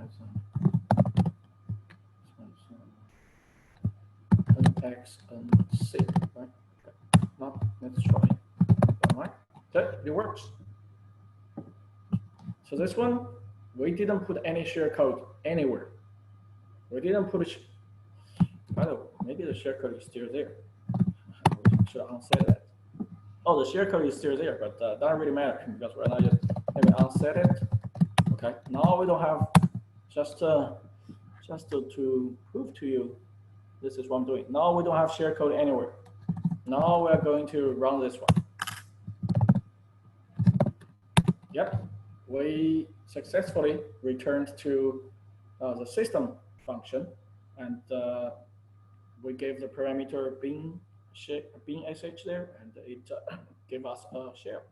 So this is return to libc, and you can see this is actually very powerful attack because we don't need to because to pull this off, We don't need the stack to be executable.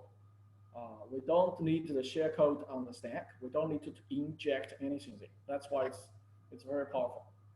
What we need is just to know our destination and also overwrite the return address somehow.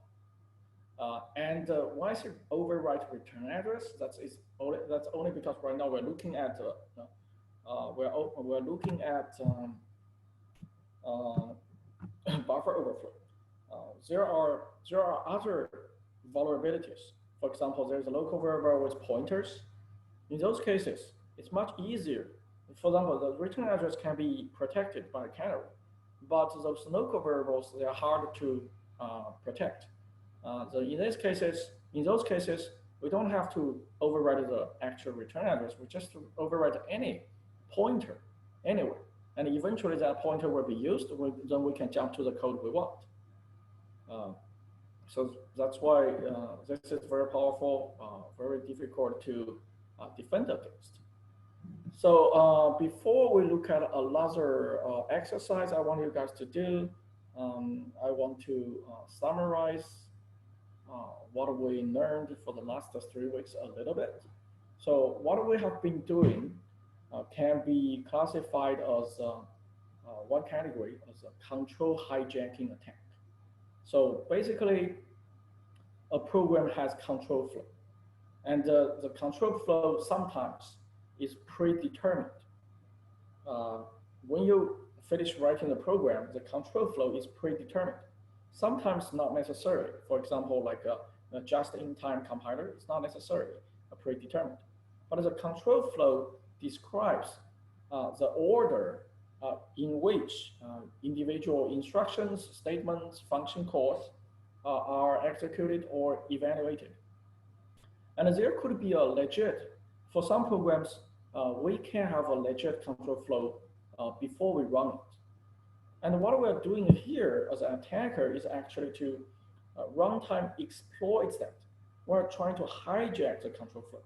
For example, the legit control flow for that OR4 is start, course, libc start main. Then it calls main function. Then it calls vol foo.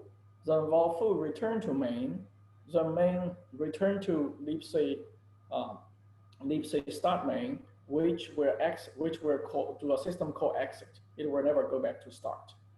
Start is like a low return, but that is a legit control flow, right? So, but what we're doing is after we either overflow the return address of main or the the vol foo. So the control flow doesn't follow what it is supposed to do. It go to our shellcode. Or it go to a C library, it's like a system C, right? So that's the problem.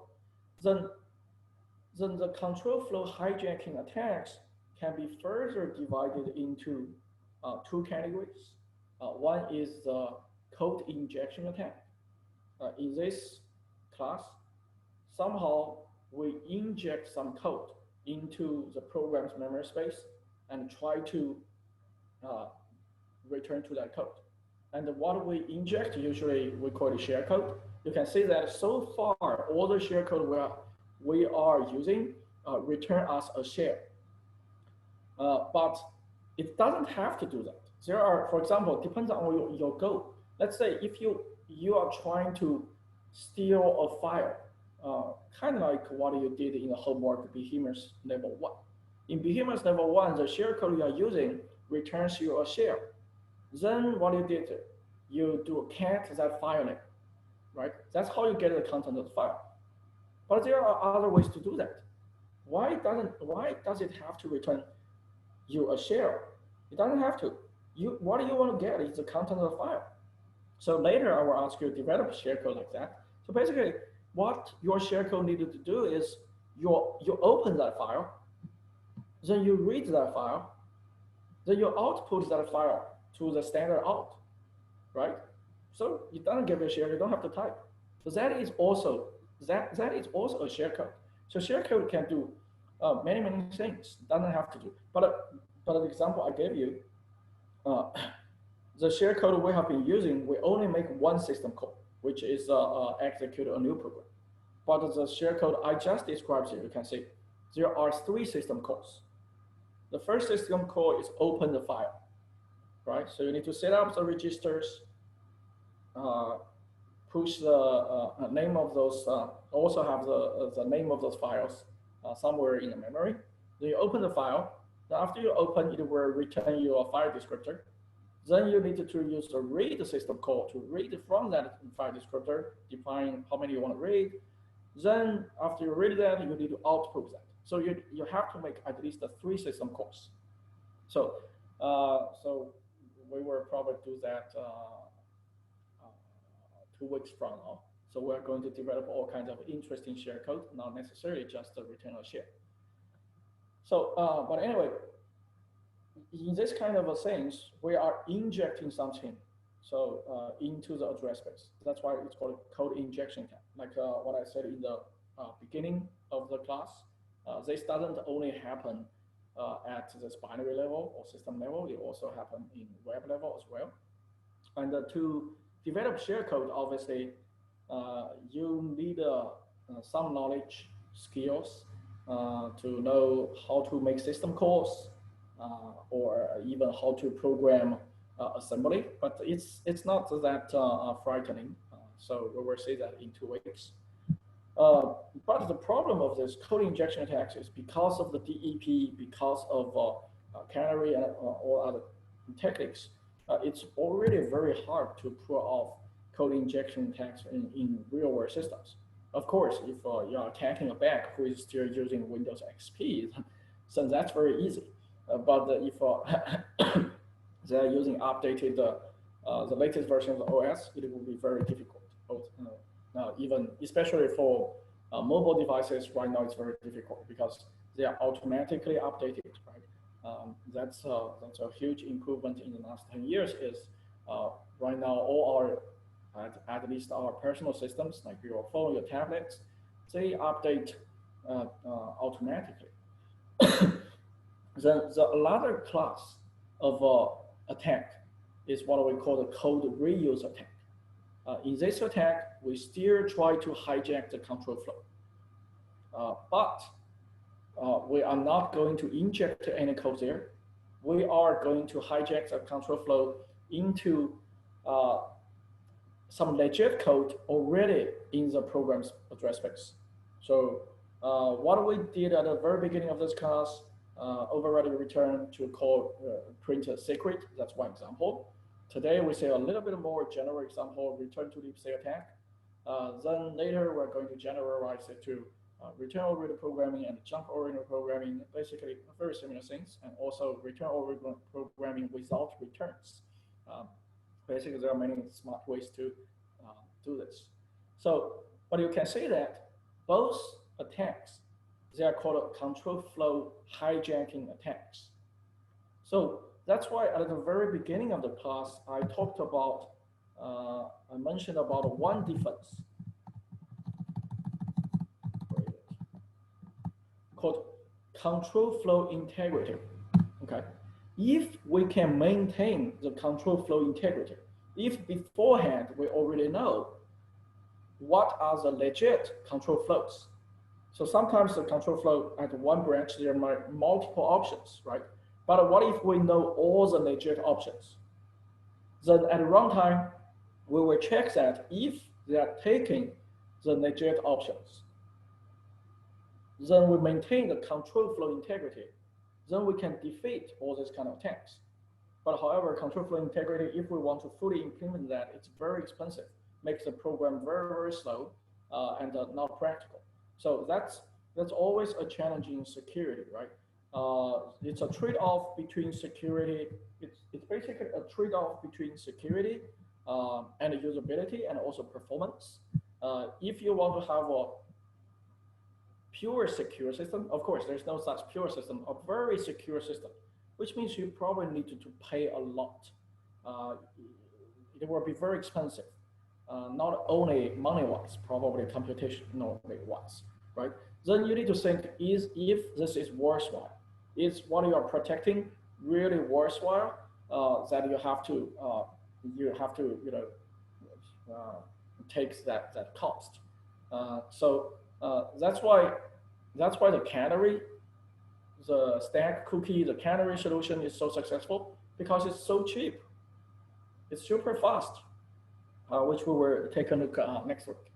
Okay, so next we still have like 30 minutes. I want you guys to work on an online exercise. This is the same as the same war game we did last week. It's called Maze. We're going to do Maze level 2, and you can use this information to log in there, and you are logging as Maze 2. Your goal is to get the password of Maze 3. Same as last week, it's organized the same way. There are set UID programs you are supposed to crack, and after you crack the set UID programs, you can retrieve the password, which is in that special folder. You can still, in this one, you can still use the general share code we used last week. You don't have to implement the 3 system code share code.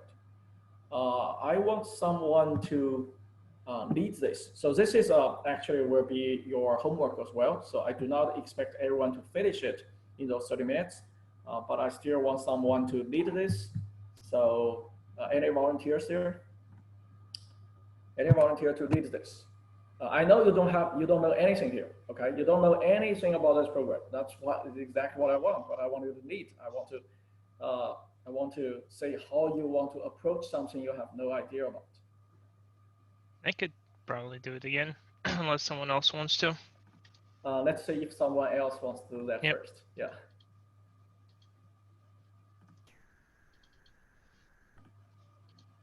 Anyone? Phil, do you want to do it?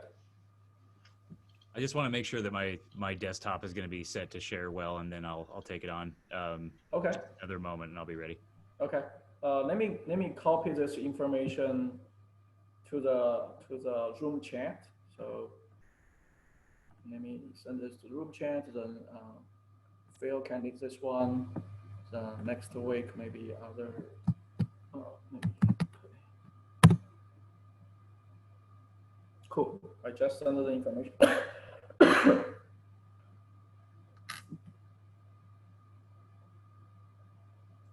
Okay, I'll try to share whenever I'm enabled, Dr. Zhou. Okay, let me stop. Then let's see, where are you, Phil? Yep, take it over.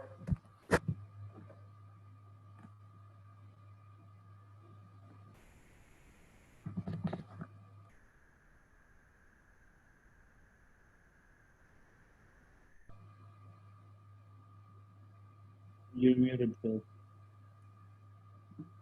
Sorry, this is ideal for me if I just share my VM. Does this look okay so far? Yep, looks good. Okay, great.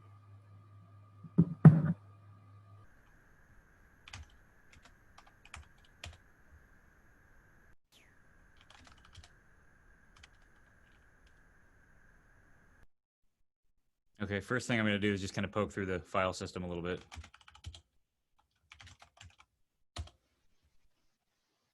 I'm not sure if I think you might want to move your terminal a bit up. I'm not sure if that's only me issue, but the controls, at least for me for Zoom, closing everything at the bottom doesn't show the terminal. I'm not sure if anyone else having this issue. Yeah, I'm on 2K, so it might mess up. Tell me when, I guess, when you can see everything. I can see it now. Okay. Yeah, that's good for me.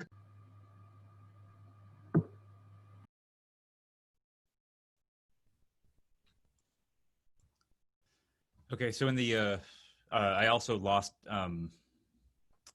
visibility to the instructions. If somebody wants to tell me where to go next. / mace. Okay, so it's similar to the behemoth. Yeah, not that / Oh, I guess yeah, that works too. Sorry, I have it. It's actually that slash. That's the original slash. Yeah. Okay, and then we logged in as which user, which number? Mace 2. Yeah. Okay. So why not just try to run it, I guess? Nothing, of course. Interesting. Any bids on what to do first? Probably could do a stack trace.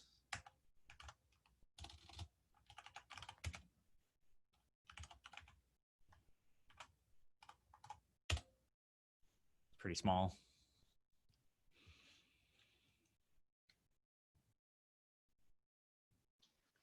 It could also be small, right? If we didn't pass a certain like Yep, if let's try statement that. at the start. Good call. Wait, are we doing maze 2 or maze 3? Maze 2. Okay. So there's with one parameter. We could do an object dump to make sure that we're not. Oh, that's a little bit more already. Maybe. Looks like we got a seg fault. That many characters. I guess we should we go on to L trace or should we just go right to the object dump? Let's try L trace 2, maybe. You can decide whatever you want to do. Oh. Okay. Size it down. Okay, so somewhere between 10 and 20 characters. Seems like we are able to make it. So you notice that it's calling string n copy here. You see that in the L trace? I don't see it yet. Okay. So in the L trace, so basically sometimes using L trace, you can get a feeling how the program is taking your input, right? Because the program usually use some library. If you use S trace, it's not clear because those libraries eventually map to system calls and that is not clear how it works. But here you can say they're not using string copy, it's using string n copy. So it will only take at most 8 bytes. If you put more than that, it doesn't really matter. Yeah. Great. Okay, let's see what else we have under the hood here.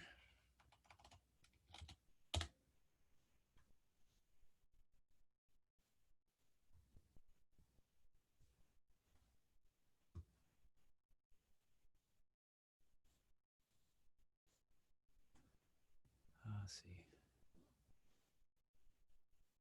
So let's see, one argument it looks like maximum. And then there's the copy from string in copy.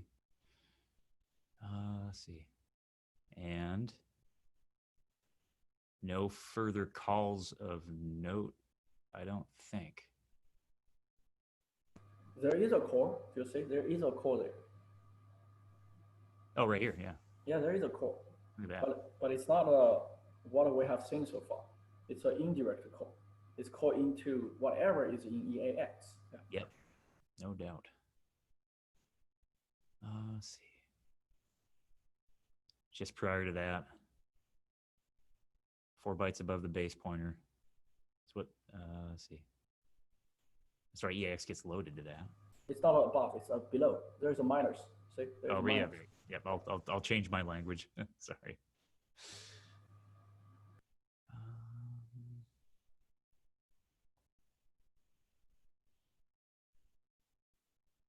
Yeah, that's hard for me to track. Does anybody else see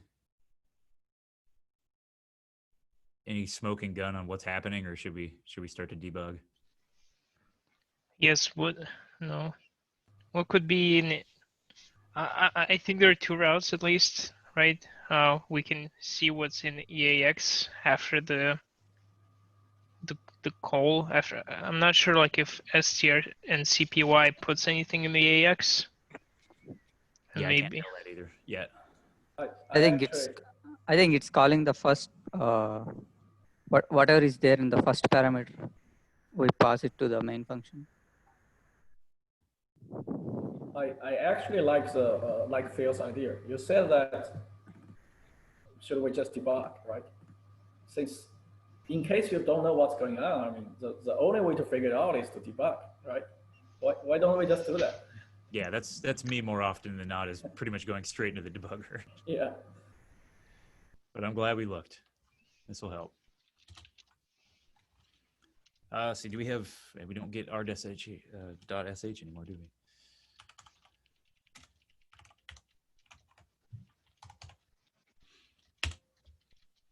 All right.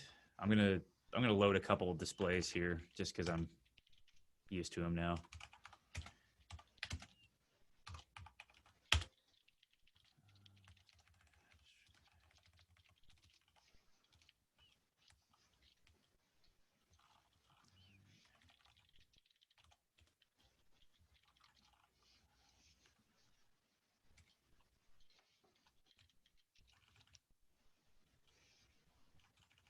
I'm gonna let's see. Hold on, maybe we can do a little better here. I'm gonna try for a seg fault, but at least use characters I can recognize in case.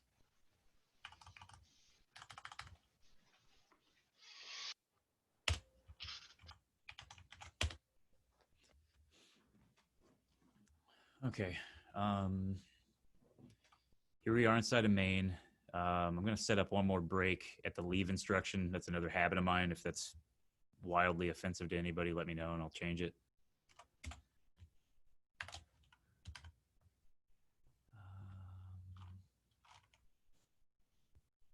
Actually, we can do, let's see. I just saw this today. Maybe I can figure it out. Okay, great. Okay, so I can start stepping. If anybody has, I'm gonna get at least past the args.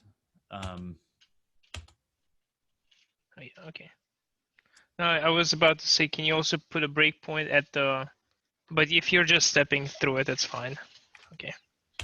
Okay, so I'm gonna at least get past the parameters. Okay, we dodged the exit, so we can continue. This is the preamble before the call.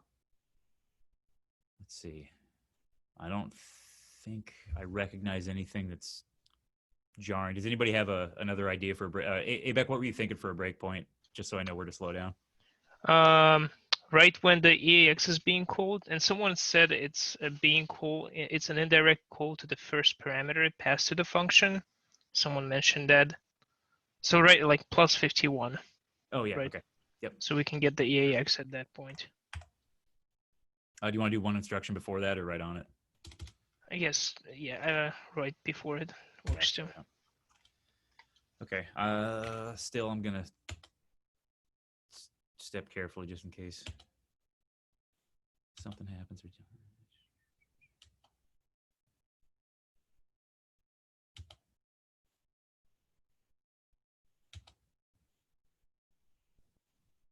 Okay, so EA here, I'm actually curious about this push, where it also goes to the top of the stack. Let's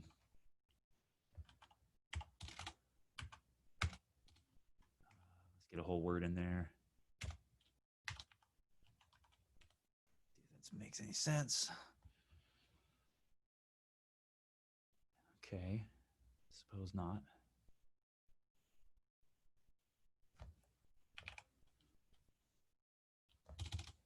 Yeah, I'm actually gonna set up my memory or my stack inspector. Let's see, I'm gonna go probably 220x.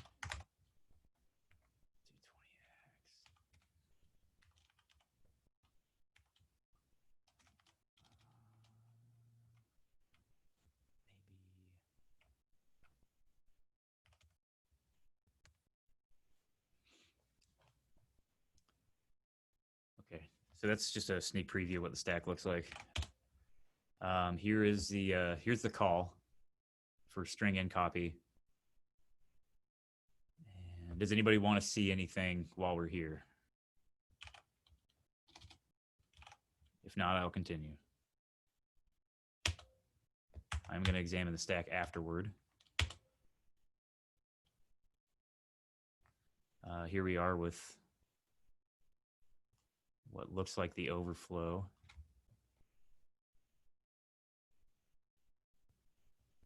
That's so far about what I would expect. That's A and B.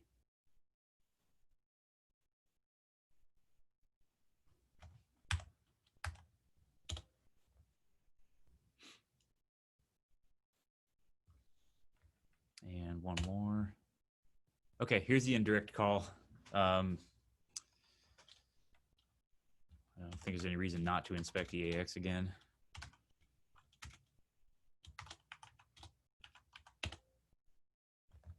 Cool. Okay, so that's the beginning of the exploit string. That's all A's.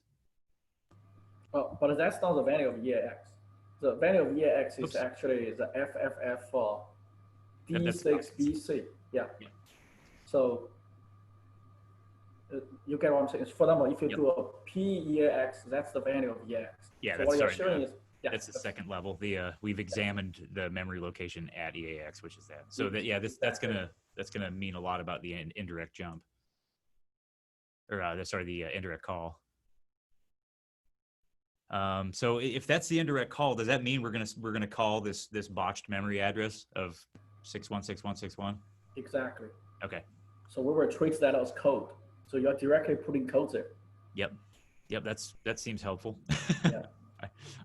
That was the beginning of our exploit string. But what's the problem here? It's only 8 bytes, right? It's too small to put something useful there. Right? So you are putting 4 A's, 4 B's there. And now you can see that they will be treated as code because this program will directly call it. Yep. But 8 bytes is not enough to have something meaningful, right? Or the share code we have is like 28 bytes, 28 bytes, right? Yeah. So what can we, this is where you can think, what can we do with what we learned today? Yeah, I mean, if we have access to the libc suite, which it seems like we do, there's all kinds of fun things we could dump in, including best bet, probably System. gosh. Yeah, system. The address of, can we get the address of bin slash bash, and then we can probably pass that in as a. That was since we're in boring GDB now, that was find. That sound right for the string? And then the how do we anybody remember the command to get the actual it's a find, white space, start address, and size, and the string you want to search, and also use a semicolon in between. You don't need to quote. Just put any address there. Okay. So. Yeah, something like that. Quick question. Did we already check if the stack is not executable, or are we just assuming in this case? We assume this is executable. Sorry, not semicolon. What's that? Comma. Comma. Yeah. Oh no. What's that? Comma. Comma. Oh, comma. Sorry. Yeah, the microphone volumes are vastly different between this participant, so I'm trying to. So, in case the stack is executable, is this the first thing we should try, or?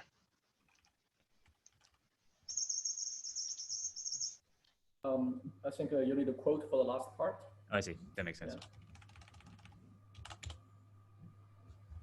Too much? Yeah, too much. What do we know about addresses? And it start from 0. I mean, probably maybe, start from much higher than that. Yeah, somewhere library. That's probably too many lines. I think you're So right. the library usually start with something like F7, F something, because the stack is FF, right? The library is like, what's the command to get the memory map? Let me check. So, Ibek, what were you saying there? I was asking, how can we check if from GDB if the stack is executable?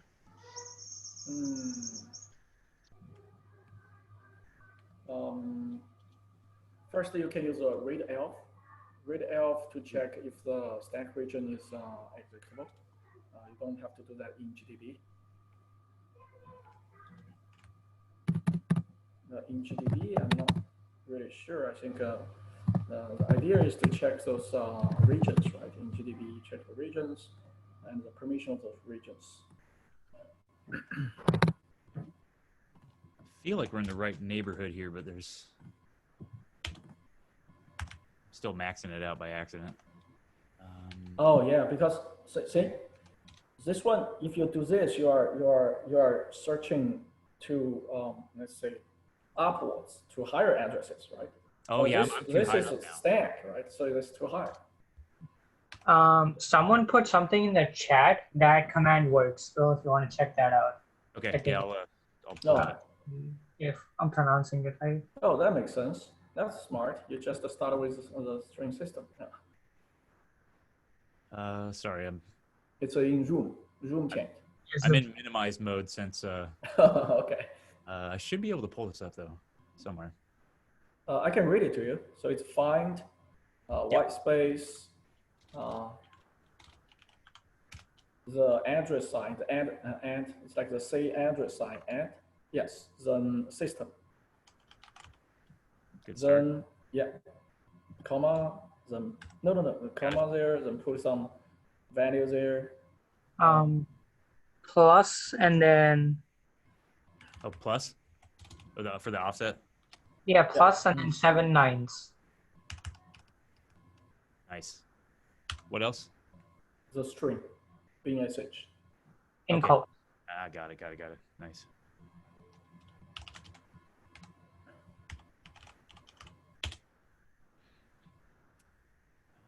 Seven total nines or fewer? Wait, you got the address though, You right? got one. You got one. No, I missed it. I'm so used to failing. Yeah.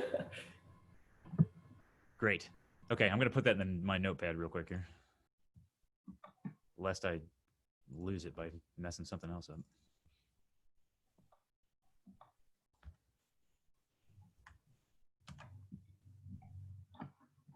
Nope, that's not what I wanted. Control Shift C.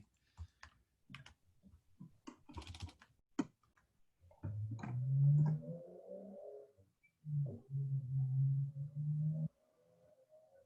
we go. Come on back. Got it. Great. All right. And we talked about how to actually just get the address for system itself. Can somebody remind me of that command? You can just do P, like print. Print. That's it. The system, yeah. Do I need open, close, or are we good? I don't think so, but you spare system around there. Yeah. No, if you close it, it will be, it's like calling the function actually. Right. Yeah. Oh, right. Okay. Yeah. So here we are.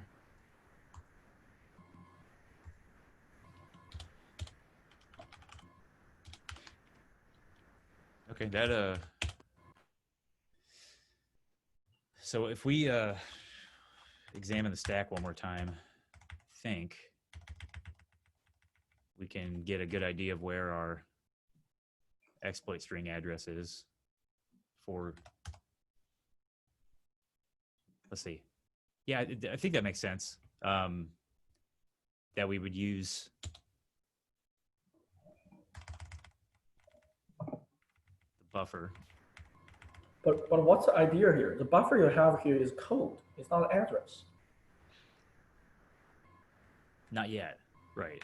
Yes. So maybe you can, this code, so you can probably like code something like jump to or call system, right? You have the, you can call system, right? You can find, how about you open a browser? Can you open a browser?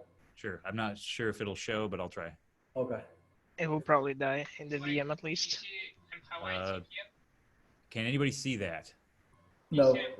Okay. No. But basically, what I ask you to do is you can, if you want to,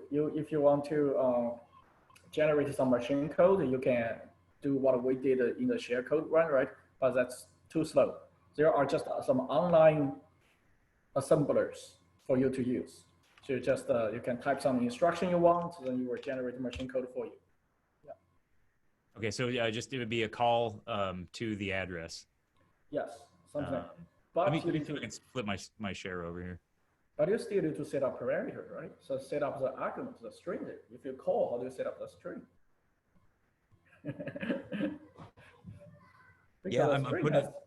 I'm getting it through my head. because the string has to be on the stack somehow. Yeah. Let's see. So if we call, I think we just need to place the string on in the next memory address up from. No, that's not. No, because we changed everything by having instructions now. Yeah, that's instruction. Yeah. Darn it! If I was a little bit faster, I could I could use the make file from the third homework. But no, that's going to be just as slow as this, I guess. Yeah. Anyway, we only have 3 more minutes. All right. I think this is a very good start. Thank you very much, Phil. And also last week, Ibec did a very good job there. Yeah, thanks for the help, everybody. So this is great. I mean, this is not like wow, you have what do you have the background? Is that your real background? Is that your home or me? Yeah. Oh yeah, it's an electronic drum kit. Oh my gosh, that's cool.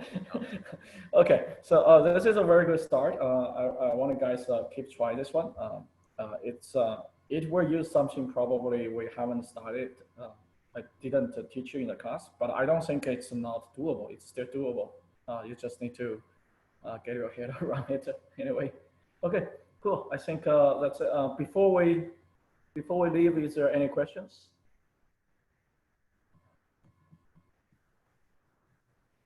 Anyone else? Do you have any questions? Okay, we're doing good. Okay, then I guess see you guys next week. Next week we're starting talking about defense and also how to bypass some of the defenses. Okay, cool. See you guys. Thank you.